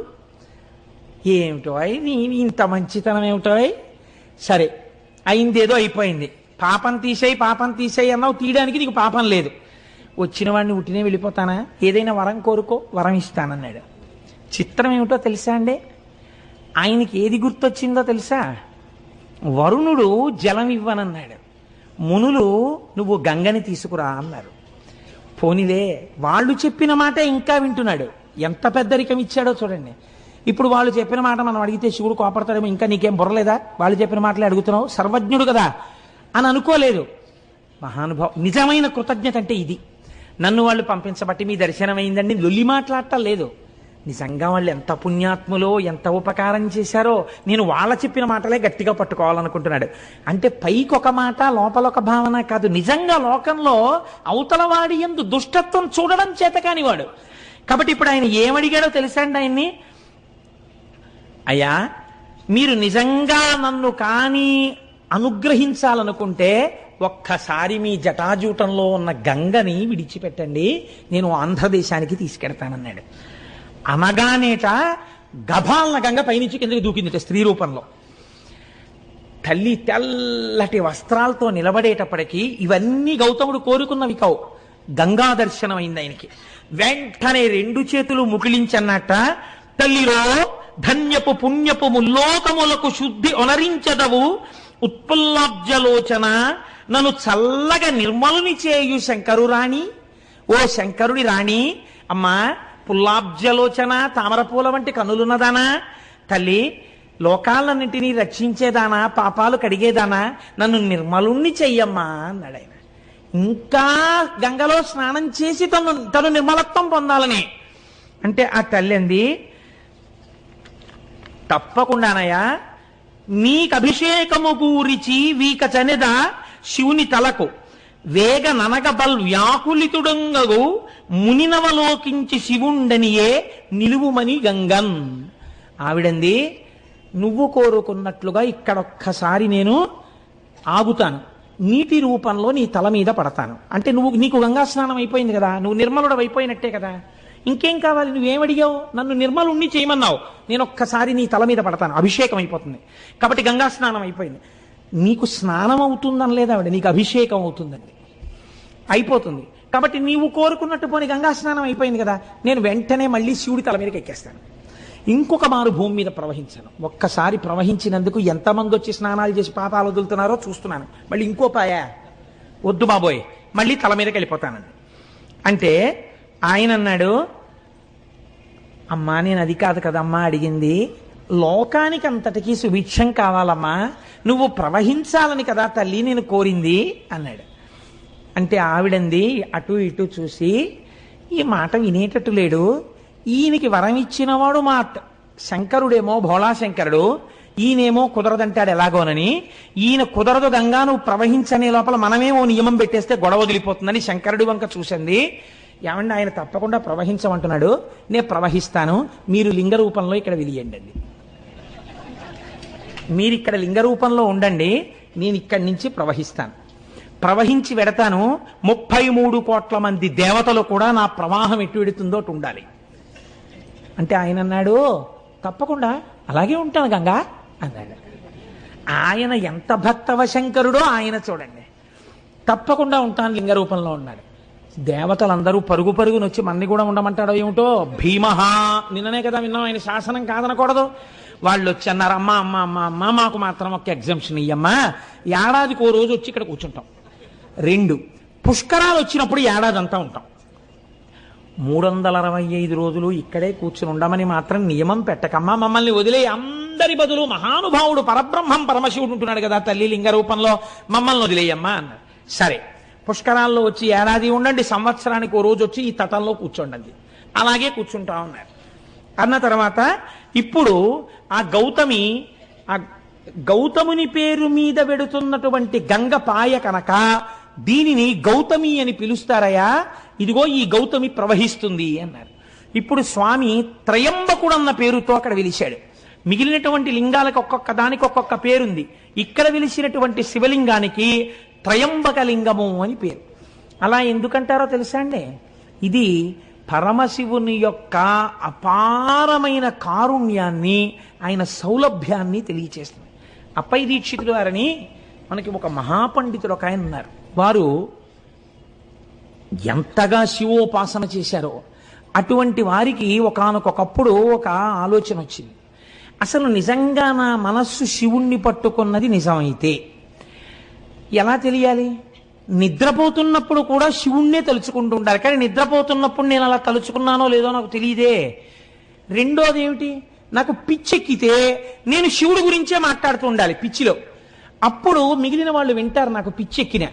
విని నేను పిచ్చెక్కినప్పుడు ఏం మాట్లాడుతున్నానో వాళ్ళు చెప్తే నేను శివుడి గురించే మాట్లాడితే నేను శివభక్తుడిని అయినట్టు అని శిష్యుల్ని పిలిచి అన్నారు, ఒరే ఆ గూట్లో పిచ్చెక్కే మందుంది, అది పట్టుకురండి, నేను తాగేస్తాను. నాకు ఒక 2 గంటల పాటు ఆ పిచ్చిలో నన్ను ఉండనివ్వండి. నేను ఈ పిచ్చిలో ఉన్నప్పుడు ఏం మాట్లాడుతుంటానో మీరు రాయండి జాగ్రత్తగా కిటికీ దగ్గర కూర్చుని. ఓ 2 గంటలు అయిపోయిన తర్వాత లోపలికి రండి, ఇదిగో అటువైపు కిటికీలో ఇంకో మందు ఉంది, అది పోసేయండి నా నోట్లో, నా పిచ్చి తగ్గిపోతుంది. తగ్గిపోయిన తర్వాత నేను పిచ్చిలో ఏం మాట్లాడానో నాకు చూపించండి రా అన్నారు. దీన్నే పిచ్చెక్కినప్పుడు అప్పయ్య దీక్షితుల వారు చేసినటువంటి స్తోత్రాల్ని ఉన్మత్త పంచశతి అని పిలుస్తారు. ఆయన పిచ్చిలో మాట్లాడారు. ఆయన పిచ్చిలో పరమశివుడి గురించి ఏమని మాట్లాడారో తెలుసా అండి? ఒక శ్లోకం ఉన్మత్త పంచశతిలో, అర్కద్రోణ ప్రభృతి కుసుమైరర్చనం తే విధేయం ప్రాప్యంతే నస్మరహర ఫలం మోక్ష సామ్రాజ్యలక్ష్మీ ఏతజ్జానన్నపి శివ శివ వ్యర్థయన్ కాలమాత్మన్ ఆత్మద్రోహీకరణ వివశో భూయ సాధపతాని. ఆ ఉన్మత్త పంచశతిలోంచి ఒక శ్లోకం ఇది. ఆయన అన్నారు, ఈశ్వర, ప్రపంచంలో ఎవడైనా చాలా గొప్ప కోరిక తీర్చాలి అని అనుకుంటే దానికి తగిన పూజ అడుగుతాడు. నువ్వేమడిగావు? జిల్లేడు పువ్వులతో పూజ అడిగావు. ఎవరైనా జిల్లేడు పూలు కోసుకుంటుంటే మీరు ఎందుకండి జిల్లేడు పూలు కోసేస్తున్నారని ఎవరు అడగరు. ఆ పనికి మాలిన అన్ని ప్రదేశాల్లోనూ జిల్లేడు ఉంటుంది కాబట్టి లోకమంతా విడిచిపెట్టేసినటువంటి చెట్టు యొక్క పూలు నీకు కావాలి. రెండోది ద్రోణి, అర్క ద్రోణ, ద్రోణ పుష్పం అంటే తుమ్మి పువ్వు. రెండోది నీకు తుమ్మి పువ్వు కావాలి. ఈ 2 ఎవ్వరూ అడగరు, ఎవ్వరూ కొయ్యరు, ఎవరూ దండలు కట్టరు, ఎవరూ సిగలో పెట్టుకోరు. అది ఇంతంత బంతుల్లో ఉంటుంది. ఆ బంతుల్లోంచి ఇంతంత పువ్వు బయటికి వస్తుంది, ఇంతే ఉంటుంది. శ్రీకాళహస్తిలో బయట అమ్ముతుంటారు ఈ తుమ్మి పూలు. కాబట్టి నీకు ఈ తుమ్మి పూలు వేస్తే చాలు, ఈ జిల్లేడు పూలు వేస్తే చాలు. ప్రపంచంలో ఎవ్వరూ కోరుకోనివి, ఒకవేళ ఎవరైనా వచ్చి కోసుకుంటున్నా అదేంటబ్బాయి అలా కోసేస్తున్నావు అని అననివి, ఇంత చౌకబారుగా దొరికేవి, ఈ రెండింటినీ నువ్వు పుచ్చుకుని ప్రాప్యంతే నస్మరహర ఫలం మోక్ష సామ్రాజ్యలక్ష్మీ. ఏమిస్తావు? ఓ రూపాయో పావలో ఇవ్వడం కాదు, ఒక్క తుమ్మి పువ్వు వేస్తే, ఒక్క జిల్లేడు పువ్వు వేస్తే మోక్షం ఇచ్చేస్తావు. మోక్ష సామ్రాజ్యలక్ష్మీ ఏతజ్జానన్నపి శివ శివ వ్యర్థయన్ కాలమాత్మన్. ఇంత అనుగ్రహప్రదాతవై నువ్వుంటే ఒక్క జిల్లేడు పువ్వు, ఒక్క తుమ్మి పువ్వు తెచ్చి నీ పాదాల మీదేసి శివా శివా అని నేను అనను. నేనేం చేస్తూ ఉంటాను? మిగిలిన పనికిమాలిన పనులన్నీ చేస్తుంటాను. ఈ 2 పనులు చేసినట్టుగా నాకు కనపడదు. శివ శివ అనను, ఈ 2 పువ్వులతో నీకు పూజ చెయ్యను. ఆత్మద్రోహీకరణ వివశో భూయసాధపతాని. నా అంత ఆత్మద్రోహి ఇంకెక్కడుంటాడు? ఇంత సులభుడు నువ్వు, ఆ పని కూడా చెయ్యలేని ఆత్మద్రోహిని నేను, నాకు నేను ద్రోహం చేసుకుంటున్నాను పూజ చెయ్యకుండా అని మహానుభావుడు అప్పయ్య దీక్షితుల వారు ఉన్మత్త పంచశతిలో మాట్లాడతారు. పిచ్చి తగ్గిపోయిన తర్వాత శిష్యుల శ్లోకాలు చదివితే పర్వాలేదైతే నా మనస్సు శివుణ్ణి పట్టుకుందన్నారు ఆయన. అలా ఎంతటి సులభుడో చూడండి. త్రయంబకేశ్వరుడిగా వెలిశాడు. త్రయంబకుడు వెలిసిన తర్వాత గౌతమి అన్న పేరుతో గౌతమ మహర్షి పేరు మీద గంగ వెళ్ళిపోతోంది. వెళ్ళిపోతుంటే అక్కడ ఉన్నటువంటి మునులు ఇప్పటి వరకు ఏ మునులైతే గౌతమ మహర్షిని పో అని తరిమేశారో వీళ్ళందరూ ఒరే శివుడి జటాజూటంలోంచి గంగ కింద పడిందిట మళ్ళీని, కాబట్టి గబగబా వెళ్ళి మనందరం స్నానం చేద్దాం రండని మళ్ళీ గబగబా వచ్చేసారు. ఉత్తరీయాలు కట్టేసుకున్నారు, మళ్ళీ గబగబా మంత్రాలు చెప్పేసుకుంటున్నారు, స్నాన మంత్రాలు. అందులో మునిగేద్దామని భార్యలతోటి శిష్యులతోటి దిగుతున్నారు. చూసిందిట గంగా నది. ఆయన పేరు మీద పుట్టితే మళ్ళీ ఇందులో కూడా స్నానం చేసి పాపాలు పోగొట్టేసుకుందాం అనుకుంటున్నారా? ధూర్తులారా అని కని ధుని ఘోరపాతకులు కష్మలెందు కృతఘ్నమూర్తులీమునుల అపఘ్నమేవమిక ముట్టగ వచ్చిరి వీరు తాకునోర్వను కనరాకపోదునని వైళమలంగి అదృశ్యమయ్యే అంతనెకని గౌతముండకట తల్లిరో పోయితే పాసి నీసుతున్. ఆవిడ వెంటనే మునులు స్నానానికి దిగుతుంటే అంతర్ధానం అయిపోయింది. అక్కడ ఉన్న నదీ ప్రవాహం హఠాత్తుగా మాయమైపోయింది, అంతే మట్టి అయిపోయింది. తడి కూడా లేదు, అది విచిత్రం. మళ్ళీ ఎండిపోయిన భూమి అయిపోయింది. ఎందుకని? ఈ గౌతముణ్ణి ఇంత ఏడిపించిన దుర్మార్గులు మీరు స్నానం చేయడానికి నా నీళ్లు కావాల్సి వచ్చాయా? మళ్ళీ మీ పాపాలు వదిలేద్దాం అనుకుంటున్నారా? మీకు దక్కనివ్వను రా అని వెళ్ళిపోయింది. ఇంకింతకన్నా అవమానం ఏముంటుందండి ప్రపంచంలో? అసలు పేపర్లలో ఫోటోలు వేసేసి టీవీల్లో ఎప్పుడు చూపిస్తారో, ఎవడో గంగా స్నానానికి వెళ్ళగానే గంగా దృశ్యం అయిపోయింది అనుకోండి, వాడి గురించి ఎంత ప్రచారం అయిపోతుంది లోకంలో. అయ్యి బాబోయ్, ఇంతటి పాపాత్ముడు ఎక్కడా ఉండడనమాటని అలా ఈ మునుల్ని చూసి గంగ అంతర్ధానం అయిపోయింది. అక్కడ ఇంకా జహ్నువు తాగాడు. ఇక్కడ జహ్నువు తాగడం కాదు, గంగావతరణంలో అయితే జహ్నువు తాగారు, ఇక్కడ అది కాదు. వెళ్ళిపోయిందంటే మళ్ళీ ఆకాశంలోకి. ఇంత శివశాసనం ఉంది, పక్కన త్రయంబకలింగం ఉంది, ఆవిడ అయినా లెక్క పెట్టడానికి వెళ్ళిపోయింది. అంటే ఎంత బాధ వచ్చిందో ఆవిడికి నిజంగా. ఇప్పుడు వాళ్ళు ఏడవలేదు, అయ్యో అమ్మా ఎంత తప్పు చేశామో నిజంగా తల్లి, నువ్వే మాకు స్నానం చెయ్యనన్నావు. లోకంలో ఒక సామెత ఉంది, రక్షిస్తే తల్లి రక్షించాలి, లేకపోతే గంగ రక్షించాలంటారు. సీతమ్మ తల్లి అంటుంది ఉత్తరాఖండలో. కానీ భరిస్తే తల్లి భరించాలి, లేకపోతే గంగ భరించాలంటారు. ఎంత తప్పు చేసిన కూతురునైనా తల్లి కాపాడుకుంటుంది, లేకపోతే ఇంకా గంగ కాపాడుకోవాలి. కాబట్టి అటువంటి గంగ మమ్మల్ని కాపాడలేదని వీళ్ళు ఏడవలేదు, వీళ్ళు ఇంకా అలా బిర్రబిగిసి నించున్నారు. ఏడిచిన వాడు ఎవరో తెలుసా అండి? గౌతముడు ఏడ్చాడు. తల్లిరో వెళ్ళిపోయావా అమ్మా, వీళ్ళందరూ స్నానం చేద్దాం అనుకుంటున్నారమ్మా, ఎంత చిన్నబుచ్చుకున్నారో చూడమ్మా, అమ్మా రామ్మా అని ఏడ్చాడు. ఈయన ఏడుపు చూడలేక మళ్ళీ వచ్చింది ఆవిడ. అప్పుడు వీళ్ళు చక్కా లోపల దిగి స్నానాలు చేశారు. చేస్తే ఇంతవరకు చూశారట. కొన్ని చోట్ల గౌతముడు శపించాడని ఉంటుంది. గౌతముడు అలా శపిస్తే చక్కటి అరిటాకేసి నీళ్లు జల్లి విభూతితో ఓంకారం రాసి అన్నం పెట్టి నెయ్యేసి పప్పేసి కూరేసి పచ్చడేసి పులిసేసి పిండి వంటలేసి పెరుగేసి విస్తరి మీద ఉమ్మేసిలిపోయినట్టు ఉంటుంది. ఇంతగా లోకాన్ని ఆరాధించగలిగినటువంటి గౌతముడు ఇప్పుడు ఈ మునుల్ని ఎందుకు శపిస్తాడండి? శపిస్తే ఈ కథకు అర్థం ఉందా? అసలు ఈ ఆఖ్యానానికి అర్థం ఉందా? అది అలా ఎలా వచ్చేసిందో లోకంలో నానుడి నాకు అర్థం కాదు. అప్పుడు ఒక్క మాట మాత్రం చెప్తారు, మునులరించినట్టి యఘమున్ సకలమ్ము నిరింగి మట్టుమీరినవడి గౌతమార్యుడును మరిన్మరి వారణ సేయుచుండినన్ గనలచు అమ్మునిప్రువుల కన్గొని ఇట్లని శాపమిచ్చిరీరును భవదీయ వంశులు విరోధులు కాగలరీశ్వర భక్తికిన్. గౌతముడు శపించలేదు. తమ గురువుగారు ఇంత చేసినా సరే, గంగా స్నానాన్ని మళ్ళీ ఏర్పాటు చేసినా సరే, స్నానం చేసి వచ్చి క్షమార్పణ చెప్పి ఆయన కాళ్ళు పట్టని మునులను చూసి గౌతమ శిష్యులు శపించారు. ఏమని శపించారు? మీకు శివభక్తి లేకుండుగాక అని శపించారు.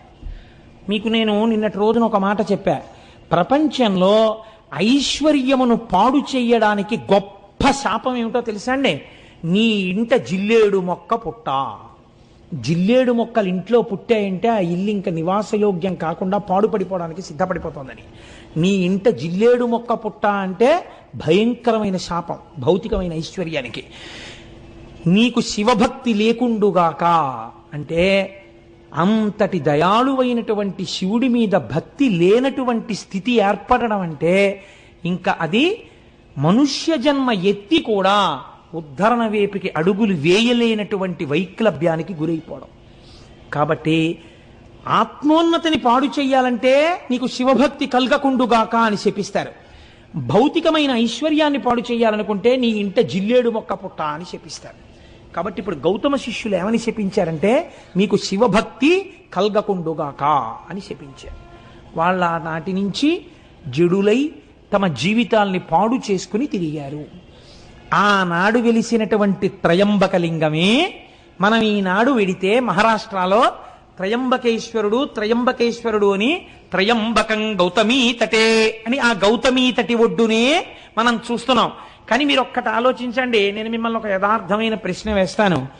నిజంగా మనం త్రయంబకేశ్వరుడి గుడిలోకి వెళ్ళినా, గోదావరి ఒడ్డున నించున్నా, ఇంత కష్టపడి ప్రయాణం చేసి కాటేసి తీసుకుని స్నానం చేసి గుళ్ళోకి వెళ్ళి పెద్ద క్యూలో నించుని తీరా అక్కడికి వెళ్ళేటప్పటికి జరుగని ఏదో దర్శనం చేసుకుని సంతోషంతో బయటికి వచ్చి గోదావరి ఒడ్డున నించున్నా, మీరు గౌతముడి గురించి ఇంత ప్రశాంతంగా ఇంత ఆనందంగా మీ మనస్సులు నిలబడతాయా? నిలబడవు. నిజంగా అసలు త్రయంబక దర్శనం అంటే ఏమిటో తెలుసా అండి? ఇప్పుడిక్కడ ఈ సభలో మీరు చేసిన దర్శనమే మీరు గౌతమీ తటి యందు త్రయంబక దర్శనం చేశారు. ఇప్పుడు నిజంగా మహామునిని మీరు శ్లాఘించినట్టు మనస్సుతో దీని వలన ఈశ్వరానుగ్రహానికి మీరు లోనవుతారు. ఇప్పుడు ఏమైంది? ఆయన త్రయంబకుడు. త్రయంబకుడు అంటే 3 కన్నులున్నవాడు. 3 కన్నులున్నవాడు సమస్త దేవతా స్వరూపములయందు మహాదేవుడు ఒక్కడే. మనకి ఓం త్రయంబకం యజామహే సుగంధిం పుష్టివర్ధనం ఉర్వారుకమివ బంధనాన్ మృత్యోర్ముక్షీయమామృతాత్ అని మృత్యుంజయ మహామంత్రం. 3 కన్నులు ఉండడం అంటే మీరు ఒకటి బాగా జ్ఞాపకం పెట్టుకోండి. కాలహర కామహర ఈ 2 దాని యందు ఉన్నాయని. మనం పుట్టడానికి కారణమేమి? తల్లిదండ్రుల యొక్క కామము మన యొక్క జననమునకు హేతువు. మళ్ళీ మన శరీరం పడిపోవడానికి కారణమేమి? కాలము కారణము. కొంతకాలం వచ్చిన తర్వాత డేట్ ఆఫ్ డెత్ ఉంది కదండి. కాలము వలన పడిపోతారు, కామము వలన మళ్ళీ ఉపాధి తీసుకుంటారు. కామమును కాలమును రెండింటినీ హరించగలిగిన వాడంటే మీకు మళ్ళీ ఇంకొకసారి అమ్మ కడుపులో పుట్టవలసిన అవసరము లేకుండా చెయ్యగలిగిన వాడు. వాడు 3 కన్నులు ఉన్నవాడు. అందుకే మనం త్రయంబకలింగాన్ని శివలింగాన్ని ఆరాధన చేస్తే ఒక మాట చెప్తాం. త్రిదళం త్రిగుణాకారం త్రినేత్రం త్రియాయుషం అంటాం. త్రియాయుషం అంటే ఏమిటో తెలుసా అండి? 3 ఆయుర్దాయములను చూసేటట్టు చేస్తాడు. ఈ మాట చెప్పి మారేడుదలం వేస్తే త్రిజన్మ పాప సంహారం ఏకబిల్వం శివార్పణం అంటాం. ఇది త్రియాయుషం అంటే వార్ధక్యంలో ఒక ఆయన వచ్చేసాడు అనుకోండి. వార్ధక్యంలోకి అంటే ఆయన ఏం చూసేశాడు? బాల్యము, యవ్వనము, కౌమారము 3 చూశాడా లేదా? చూస్తే కదా ఇప్పుడు వార్ధక్యంలో ఉన్నాడు. ఒక ఆయన అసలు వార్ధక్యంలోకి వెళ్ళలేదనుకోండి, వెళ్లకుండానే వెళ్ళిపోయాడంటే అర్థం ఏమిటి? ఆయన పూర్ణాయుర్దాయాన్ని పొందలేదు. 4వ ఆయుర్దాయంలో నించున్నాడంటే మిగిలిన 3 ఆయుర్దాయాల్ని చూశాడు. మిగిలిన 3 ఆయుర్దాలు చూసేటట్టుగా చేస్తాట ఒక్క మారేడుదళం శివలింగం మీద వేస్తే వాడు త్రయంబకుడు. వాడు త్రిదళం త్రిగుణాకారం. అది కూడా ఎలా చేస్తాడు? త్రిగుణాతీతుణ్ణి చేస్తట. ఆ ఆయుర్దాయము ఈశ్వరోపాసనగా మార్పిస్తట. మార్పించి ఏ పాపము మీకు అడ్డొస్తోందో ఈశ్వరుణ్ణి చేరకుండా దాన్ని తీసేస్తట. ఇదంతా దేనికి? ఒక్క మారేడుదళానికి. అంత సులభుడై ఉంటాడు. 3 కన్నులతో ఉంటాడు. ఈ 2 కన్నులు సూర్యచంద్రులు. ఇది అగ్నిహోత్రం. సూర్యచంద్రులు కాలమునకు గుర్తు. సూర్యుడు పగలుంటాడు, కాలం నడుస్తుంది. చంద్రుడు రాత్రుంటాడు, కాలం నడుస్తుంది. కాలము మిమ్మల్ని శోషింపచేసి పడగొడుతుంది. ఇది అగ్నిహోత్రము. కామాన్ని దహిస్తుంది. అందుకే మన్మధుణ్ణి దహించాడు. ఇది కామహర, ఇవి కాలహర. అంటే మళ్ళీ పుట్టవలసిన అవసరం ఉండదు, మళ్ళీ కాలములో పడిపోవలసిన అవసరం ఉండదు. అటువంటి స్థితిని మీకు ఇయ్యగలిగినటువంటి వాడు, ఇది ఇయ్యగలిగిన వాడు మీ కోరికలు తీర్చడం పెద్ద లెక్క. ఏదైనా తీర్చగలడు. కాబట్టి ఇప్పుడు గౌతమీ తటి యందు వెలిసినటువంటి త్రయంబకలింగం అంత గొప్ప లింగం. ఆ త్రయంబకుణ్ణి ఒక్కసారి చూసి ఒక్క నమస్కారం చేస్తే 3 కన్నులున్నవాడా మహాదేవా అని నమస్కరిస్తే చాలు మీకు ఇంత ఫలితాన్ని ఇచ్చేస్తాడు. ఇంతటి మహాపురుషుడై లోకమునందు ద్వంద్వభావనలు లేకుండా అంతటా ఈశ్వరుణ్ణే చూస్తూ శంభులింగ ఆరాధనా ఫలితముగా జీవితమును అలా మార్చుకుని భగవంతుణ్ణి భూమి మీదకి తీసుకొచ్చి తన విరోధుల్ని ఈశ్వరుడు తిట్టేంత కోపం ఆయనకి కల్పించి ఒక నది ప్రవహించేటట్టు చేసి ఆనాటి నుంచి ఈనాటి వరకు మన వరకు బతుకుతున్నామంటే, ఇన్ని క్షేత్రాలు వచ్చాయంటే కారకుడైన మహాపురుషుడైన గౌతముణ్ణి మనం ఇవాళ స్మరించగలిగాం. అటువంటి త్రయంబకలింగం గురించి చెప్పుకోగలిగాం. నా మోహం ఇంకొక లింగం కూడా అవడం. కాబట్టి అవకపోతే 5 అనుకుంటాను, 6 అనుకుంటాను, ఒక్క లింగం కూడా 2 1లోకి వచ్చింది. నానాటికి తీసి కట్టు నాగంబొట్టు. పోన్లేండి అన్నాళ్ళకైతే అవుతాయి. ఆయన ముందే చక్కటి వాక్కు చెప్పారు మా గోపాలకృష్ణ గారు. 365 రోజులు ఉంటుందన్నారు శివపురాణం. అలా అవుతుందో ఏమిటో నాకు. ఆయన వాక్కు సత్యవాక్కు. అందుకని మీరు ఎప్పుడో మళ్ళీ రేపు ఎప్పుడో మహానుభావ 42 రోజుల్లోనో 40 రోజుల్లోనో అయిపోతుంది అనండి మళ్ళీ ఒకసారి. కనుక అంతటి గొప్ప శివలింగ దర్శనం మనం ఇవాళ చేశాం. ఆ గౌతమీ దర్శనాన్ని చేశాం. ఆ గోదావరి నీటిని ఇంటికెళ్ళి తాగేటప్పుడు ఎంత కృతజ్ఞతాభావంతో తాగుతామండి. ఇవాళ ఇంటికెళ్ళి గ్లాసులో నీళ్లు తీయగానే ఇప్పుడు మనకి నీళ్లు కనపడవు. ఆ గౌతముడు, ఆ అహల్య వాళ్ళ కారుణ్యం కనపడుతుంది. ఇన్నాళ్లకి మనం గోదావరి నీళ్ళు అలా తాగుతున్నాం కృతజ్ఞతతో. అటువంటి బుద్ధి మనకిచ్చిన ఆ త్రయంబక లింగానికి వీరొక్కసారి కైమోడ్చి నమస్కరిస్తూ